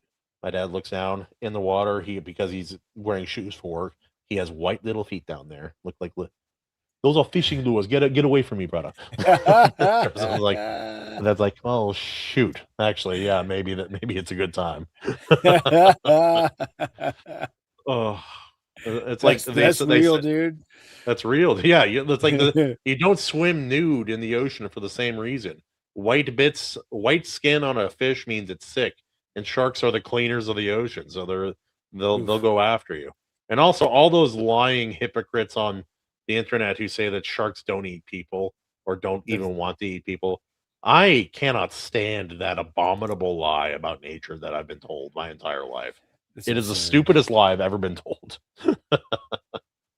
I'm like, I know, I'm fairly certain there are sharks that like have been friends of mine or like family members growing up. I'm like, I think it was a territorial thing. The shark didn't want you in the water with it. Period. It's like it didn't misidentify you. A shark is a giant sensory organ. It knows exactly what you are. It's not confused. Yep. Oh, anyway, I could rant about sharks for a while. I have a big problem. It's like, oh yeah, unless someone witnesses the shark attack and consequent death from the shark attack, it doesn't count as a shark attack. We found this body eaten in the surf, and with a very competent swimmer. No one saw it happen. Drowning. The eating was incidental. It was like COVID deaths a couple years back. Yeah. Same. It's the same way they record shark deaths. Real. It's so irritating. I still like sharks. Maji, it's okay to like sharks, but it's also okay to admit that they are a very, very effective killing machine, and that sometimes they're one of the oldest predators on the earth. And sometimes they want to bite a big papa. That was what was so fun. That just cracked me up about Rod Schneider's character in 51st Dates. 51st Dates. Like, sharks are like dogs. Come on. And you see sharks only bite when you touch their private parts. You get that one scene. How do you think I get the dolphins to do flippity flips with the white folks? Eh? What's funny is like whole bit out of his wetsuit in that one scene. It's just his bare ass. It's like, oh no, sharks are generally very peaceful creatures. Well, what's that scar from? Oh, shark bit me. Also, he's saying the sharks only bite but he also was bitten. I got questions. Anyway. Yeah. What did you do? That movie is it's such a it really captures a vibe of the island to a degree in a really unexpected way. Because like if you've never been there or if you haven't lived there, it's like you have this it's like anywhere. It's like I have an impression of India, a very weird and divergent idea of India. I'm sure it's completely different if you go over there, and I'm sure some films capture that vibe and others don't. So it's always like, how well is the feeling and the way it is in a place depicted? It's like The Hurt Locker did not really depict what it was like being a soldier in Afghanistan and Iraq during those wars. A decent movie, but it did not capture that vibe at all. Apparently, all my friends who went at that time, they were like, "No, this movie's crap." Oh wow. Yeah, no, it's fun. It's like that G-Watt era. Yeah. I'm like, those guys were way younger and depending on when they were over there. Or it's like Eli from the Unsubscribed kind of gang. He's talked about this. He's like, yeah, I just thought that every unit had like 30 people die in it on just normal patrols. I thought that was just a normal thing, and then I get back and oh yeah, we never saw combat. We never fired our rifles. What? Wow. Like what? Like the difference in experience too is obviously Oof. quite Just got something. thrown in the meat grinder. Also, obviously, this movie was a because we never gave it a float. It's an obvious float. The It's the obvious most. float, without It's question. such an unquestionable. It's like, is it the best thing ever made? Yes. Yes. No. Yes. Yes, it is. It's like Lawrence of Arabia, Muppets Treasure Island. I got 2 words for you. Tim Curry. Yeah. I thought you were gonna pull like a Hercules on me. Okay. Well, I mean, think about it. How good would have Three Musketeers been without Tim Curry being the Cardinal Whistle? Oh yeah. I need to He watch. made I that want to movie. watch that movie again. I need to Oh, watch. it was he was so good I in didn't that. realize Charlie Sheen was in that movie until I was an adult. Yeah. I didn't find out until like a year ago that he was in that movie because he had the whole like facial, like the Yeah. beard thing going. I had no idea it was him. What an idiot! It's so obvious now, but like as a child, I'm like glue. Anyway, I need to watch that movie again. It's like we've been watching some of those classic old Disney live action classics recently. Like my kids watched Iron Will the last Oh, this I last winter. love that movie. We still whistle with that tune to each other. Yep. Also Kevin Spacey is a very good actor with a lot of problems, but he is a very good actor, undeniably. Oh, yeah. And he's actually a good guy in that film, which is really a weird role for him, actually. It's like every movie where he's just a dickhead or an evil guy, and you're like, and then you find out some things about his personal life, you're like, makes sense. Oh, makes sense. But yeah, also Maji, I was reading your book today at the lake. I almost didn't swim because I was enjoying myself so much. Nice. Oh, it's actually gotten better. No, I've just been really, really busy, Well, no, I do admit my book has a very slow beginning. It did take a little bit to warm up to it, but after basically everything goes in motion, it goes pretty fast once you get to it. Absolutely. I can't believe you kept the big booty daddy joke in the book. I That love was it, but so hard to keep clean, okay? I cannot believe you kept that in the. I can't believe Daniel let you keep that in the book. It's so Hey, funny. I put it in a way that's believable. That's the best part. Oh no, it's so funny. Also, you made my character very, very cool. It's very mythological and like weird, and then Total also, asshole. yeah, no, and then like Reese, not Royce. Reese is just he's not having it. He does not want them there. And yeah. He Reese might have questioned why there was a body of water underground in an underground lake directly underneath the town that the Nereids were propagating on purpose.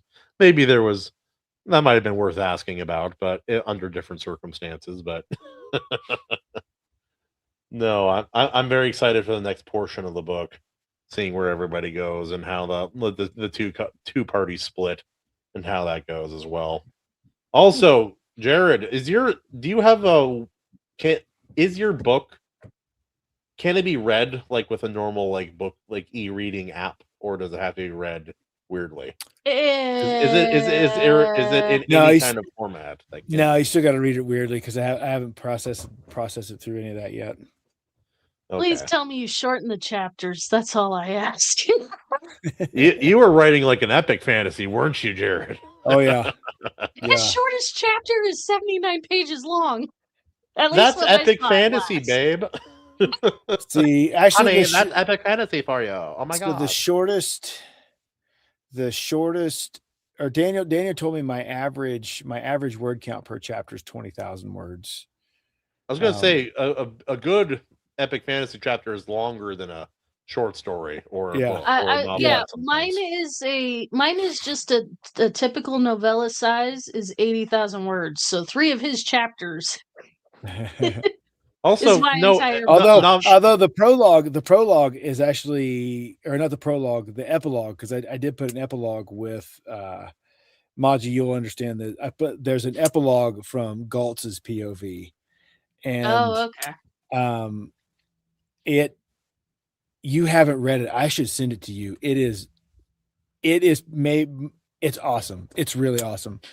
But I guys, think you guys should read it. It's so good. Let me tell but I you. think No, it's like I've the actually short. read Jared's book. Yeah, I think it's the shortest piece of the it's the whole shortest thing in the whole thing, and it's still like 8,500 words. So Can't keep it basically, short. your epilogue is my entire book. It's so funny, like based on temperament. I would expect somebody like Daniel to write really long books, and then his books are all pretty short. Oh I don't know no, why. Yeah, Jared is the reason why I made sure my chapters were short. you have to start structuring your chapters like a five stage movie. Well, no, the problem is you get really wrapped in the chapter, but there's no stopping place. And when you have a 79-page chapter, if It you is need to hard to stop stop in the middle. somewhere, Yeah. Yeah, I think and so then what I think I'm going to do is put some chapter breaks. I'm not going to like change chapters, but just put a chapter break in a few chapters, just to like break it up visually, give your brain a break, and get more white space on the page. You could do is you could have like a quote from somebody and like have a space above and below, so it's like an obvious break, something like Yeah, that. yeah. I've seen people do that. It's a good 'cause- method. well, I was reading it on the phone, but yeah, there was no place to stop. Yeah. That was what I was desperately wanting, is a good place to stop a few times. And then so when I went back and was structuring with Daniel my book, I'm like, all right, that's it. We're gonna have stopping points after every 6 pages because I need a stopping point. Yeah, I like that. Maji she has art as well that kind of breaks it up breaks up the just words on page a little bit as well. Fairly often actually. All Yeah, things that considered. I like that though. that was lessons I learned from Jared. There you go. Glad She read Jared's book. She's like, I have to change something in mine. Now, let me ask you this: despite the length, was the chapter engaging enough that you had to finish it, even though you didn't have, because you had to get to the end to stop? Yes. So okay, some of the things I can accept I've told that. you about, some of the places where you kind of get lost in the food, it gets a little like, okay, monotonous, especially if you haven't eaten. You get really hungry really fast because, like I said, if you want to make your book shorter, just cut out some of your food descriptions and you'll be solid. But like tell the me they didn't example, sound good. they did sound good, but the problem was it went on for way too long. You could tell a guy wrote it because the food was focus in some of it. But like where you're doing the trial of the three kings, I had to read that all the way through because it got pretty intense. Oh, and then, at the reconfirmation. The reconfirmation, and then your battle against, they're not quite lichens, but you kind of get a sense they're kind of like lichens when they first attack the camp. Your beasts, your tribal beasts. I forget what they're called. It's been a while. You know what I'm talking about. Specs, yes, them. No, so like during there's a really interesting looking into the history of the werewolf is really interesting because the medical, mythological, and literary portions werewolves. of it is But like, there will be werewolves in the next 2 books, though. Yeah, the specs aren't quite werewolves, but you kind of get that tribe pack mentality reading them. I only found out recently that Sauron was technically a werewolf. No idea. Well, you could turn into a werewolf or a vampire. Yeah, he was. Yeah, he was. That was an odd thing I never expected from Tolkien. I'm like, oh, werewolves, cool. I don't know why that's so weird to me, but it weirded me out the first time I read it. I have no room to talk. I have an entire race of shapeshifters based off of Fade Immortal. That's awesome.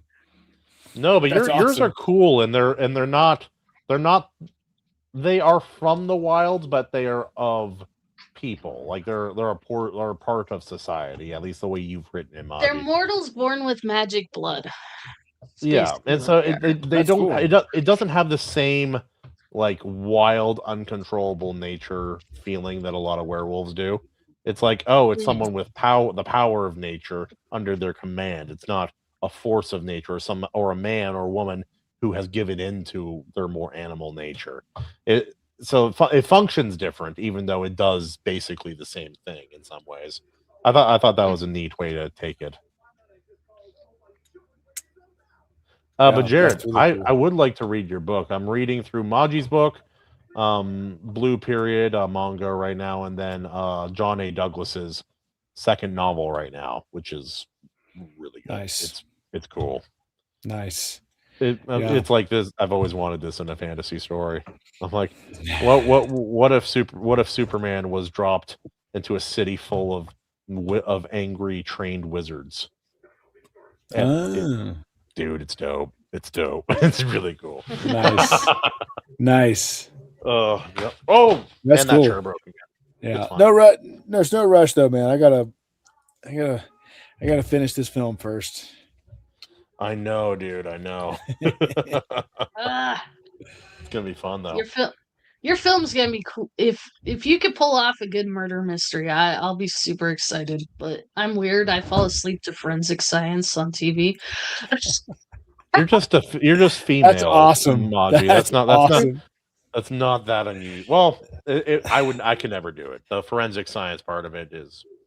I'm glad people know it. It's fun hearing how people solve crimes. I'm like, couldn't be me. It was cool research, like doing for that part of the film, like right, just so I could have some authenticity through that part of the story, because I wanted to capture like the reality of of an actual criminal investigation, and how much of it, like how stressful it is for an investigator, because it's slow and tedious. So I don't feature the tedium of it as much. It's just, but I kind of I want I try I'm doing my best to like reflect the stress of the tedium in the characters, because and again, and even in that, like we have to do so much time compression, because some murder investigations can take years. Many are unsolved, which is something we don't like talking about too. Oh yeah, dude. It's way too many of them when you start doing the math. I thought of this when I was having a heat stroke on the roof today. I'll have to text you about it afterwards. It's a weird idea. I don't know if it works, but it's a small thing, but it's an interesting idea. I'll run it by you later. Nice. It'll be fun. I do agree with Billy where he says American Werewolf in London was funny as heck. Oh yeah. Yeah. It was such a good dark comedy, dude. I've been looking into the history of like both literature and history of like vampires and werewolves recently. What I want to figure out is, when did they start being associated with one another? And because like if they're both in the same story, they're almost always adversarial, which doesn't make sense based on history and like mythology and what they represent, because they kind of represent similar things, or at least adjacent things. And so the fact that they're always at odds with one another in storytelling is an interesting thing worth exploring. And when did that start happening? Because I don't really know. I haven't been able to identify when that started happening. I know films where it happened. I just don't know where it starts. Your best bet is to probably look into the Van Helsing legends. The Uber Van Helsing, yeah. I remember. I think I mean, I could be wrong, but I think the first reference I can remember of that showing up in a mainstream context was in Underworld. That's what I think of. That's the earliest example I think of. Yeah, But but I mean, it that's makes a again that's lot of sense. mainstream. It makes a Yeah, lot of sense pitting them against each other somehow. It makes so much Mhm. sense that I'm shocked I can't think of anything older than Underworld where that happens. Yeah, because they're competing for the same food resource, essentially. Yeah, yeah. Yeah, no, that's something I'll have to look into. I know some of the early Universal films had crossovers where Wolfman, like, they killed him off every film and then he'd always be back. That was just something they did for a while. And so he showed up in some Frankenstein movies. I think he showed up in a couple Dracula films as well. Yeah, But yeah, and or like even the Van Helsing movie, it's like werewolves. It's like in a world where there are vampires and werewolves, one of them has to be more righteous than the other, usually in those kind Mm, of stories. And which one is it, and why? And yeah, it's fascinating.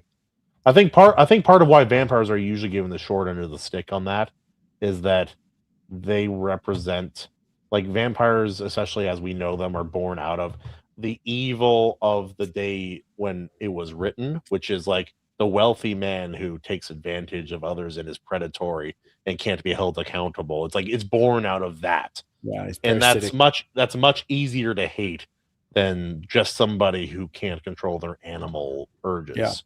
It yeah. doesn't, neither one is not better than the other. It's just in our mind it's easier Well, to. you got to remember, Yeah. vampires originated because humans couldn't understand disease. Science hadn't evolved enough for them to understand diseases. So Oh yeah. tuberculosis, allergies to the sun, even rabies was all fed the vampire lore because they didn't have any other way to explain Yeah. it. And then, of course, when you die and Also become some of the dehydrated, your teeth and nails grow. the Well, they decomposition don't grow, but decomposition process also made people think of vampirism as well. Because, like, mhm. oh, if this person's, like, skin is like, it's being broken down but not in an obvious rotting way, so it's getting smaller. It makes the teeth look bigger, it makes the nails look longer than they actually, so it makes it appear that, oh, the teeth and nails are growing, they've become monstrous.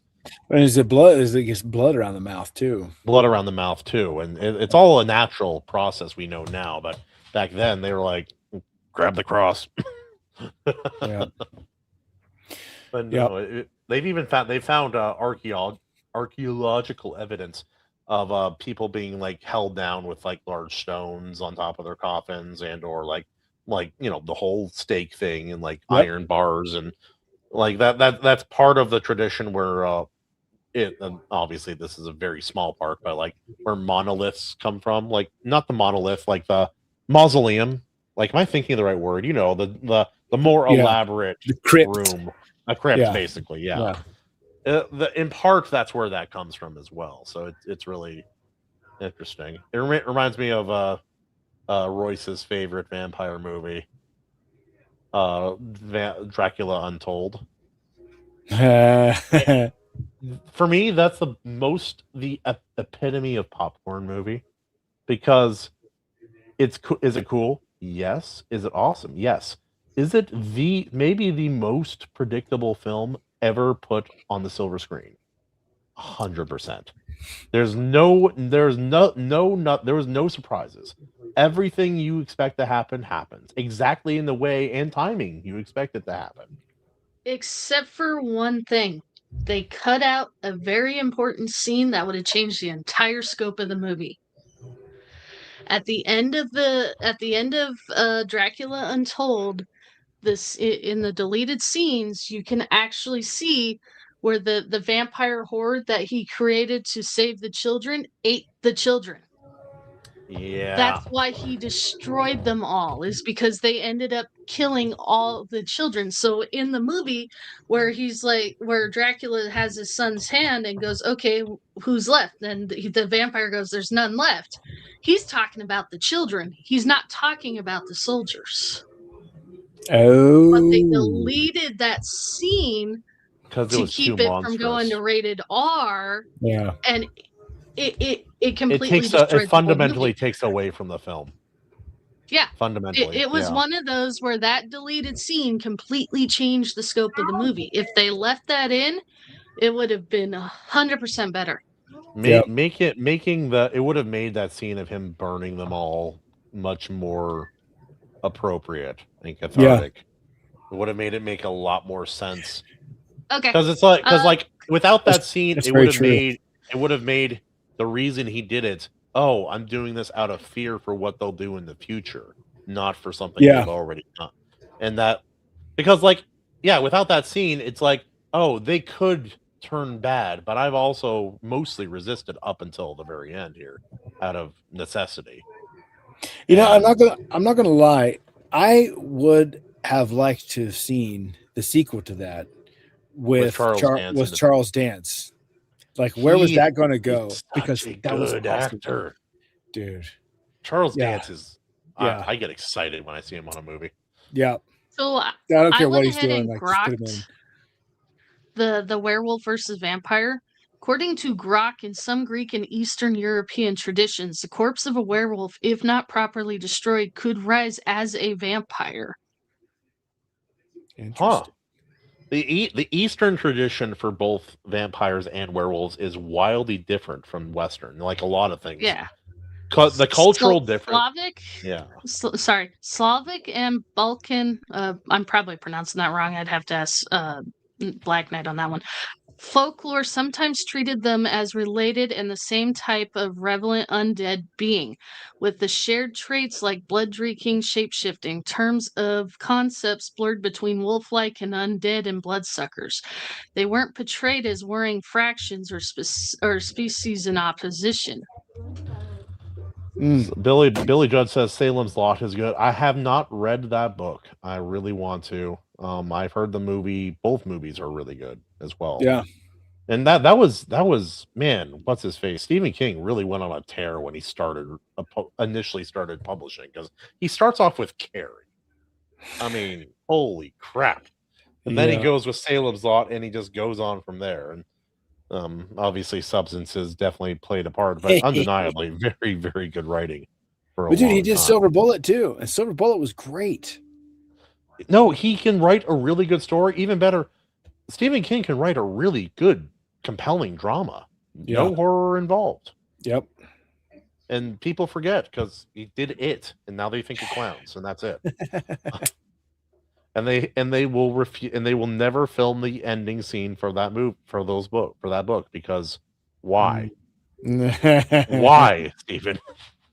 Anyway, it's like, it's not even acknowledging. It's not even like how. It's not to say that nothing like that has ever happened either, but kids are gonna. I don't know, dude. It's really odd. It's a really odd choice to include. What did you do when you were 14, Stephen? Or it's like remember in Interview with a Vampire? Ugh. Yeah. Yeah. that groan. That's it. You know what's even more uncomfortable? In the original Twilight. Anne Rice novel, she's not like 11 or 12. She's 5. Yeah. The immortal 5-year. That's as disgusting as the film was with that aspect. The book is but way here's the thing: worse. I'd rather take Interview with a Vampire over the 3 Twilights any day.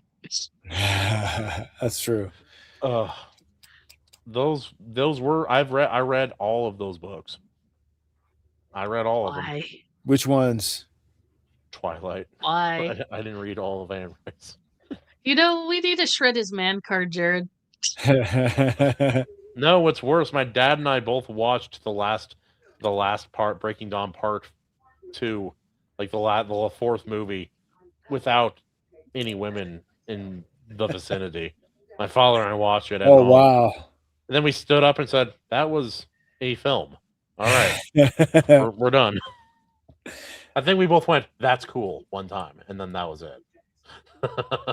No, I read the books just for the cultural phenomenon point of view. It was like, there was what is the deal? What's the story? These are too big to ignore. So what's that? I haven't. I'm like the only female on the chat right now, and I haven't watched or read it. I mean, you're not missing anything. It's like, but I read them. part of the problem is that Stephanie Meyer, she obviously didn't know it was going to take off. She had no idea. Like most people don't. Some people do. Most people don't. She didn't really understand the history and the lore and all the preconceived notions that someone like you or I or you, Maji, might have about vampires and the history of them. It's like you need to understand the history and tropes to be able to subvert them if that's what you want to do, or not, or tell something entirely different. But you have to have a base knowledge of it. And I don't think she had, based on what I understand, she had no idea about anything. Probably not. I was on tour at the time too, so it's like it was an easy way to change to spend time when you're on this endless road trip in an RV. It's like I can just read. I read a lot of books while we were on tour that year. That's when I started. That's when I started the Song of Ice and Fire saga. Those are those are. I just finished. I'm finishing the third book right now. Again, man, I'm so upset because the books are really, really good. They're very, very good. Also, I didn't know that Stephen King did The Running Man.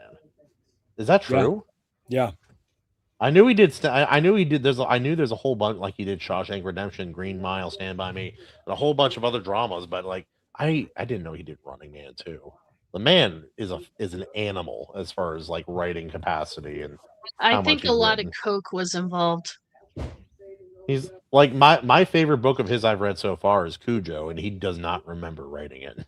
that is hilarious. A lot of coke was involved. Do have you read Cujo? Either of you?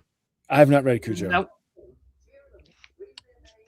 Maji, I think you might hate it. Jared, I do recommend it.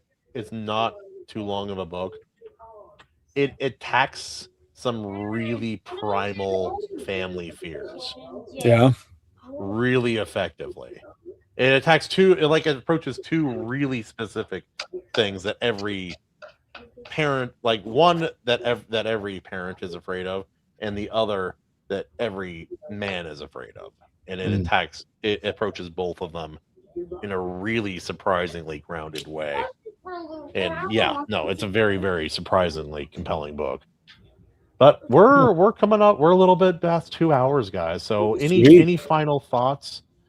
I think we'll have some good clips from this show. I edited a few from the Harry Potter the other day. It's going to be fun. But Maji, this is a great conversation. No, it's been fun. I love talking about the Muppets and everything else. We talked about everything, but like the Muppets was a great start, like launching pad for everything else. But yeah, no, Jared, any promotion you want to throw out there, man? Final thoughts on anything, and then you, Maji, and I'll go last. Well, stay tuned. Stay tuned because we are in the process of setting up our next system of crowdfunding, because I think we're going to go this is straight gifts and go kind of fundraising approach this time, and that way there's it's a little that way any money that does come in, we're able to make use of it, and we'll still have the tiered things, a lot of the tiered rewards in place. And so that'll be coming up soon, so just keep an eye out for that. And keep watching the Iron Seas. Go check out all everybody's stuff. Go buy Maji's book. Jason McCurson's got a book. John Douglas has got a book. Brian McPopham's got a new book. We'll have to make a definitive list. Everybody has really good books. go buy all the new books, man, because there's a lot of it out there, and they all need your help. So go. And Maji, fix your book so we can sell it. I'm fixing it. It's fixing. Jared's actually helping fix it. So. Oh, that's sweet. Okay, good. Also, a final word from the amazing Billy. I got to give him a voice, as he is the man. You should watch the Muppets 2011 because that has a lot of emotion. Yeah, I think I did see that one. I think that's when they introduced a new character. But yeah, thank you, Billy, for coming by. And for me, I got stuff coming up in the future, but I'm a busy man. I haven't done any nothing in a while. But I got some stuff unpacking. I'm getting excited. I may. It's like, I've been so busy. I haven't made a video. What should I do? I should start 3 new channels. How about I do that? That'll be fun. That's just because you're a masochist. Yeah. I am a glutton for punishment. Look at the way I eat. Anyway, God bless you. I'll see you next time on the Iron Seas. See you, chat. 6:30 PST See ya. the Lord time.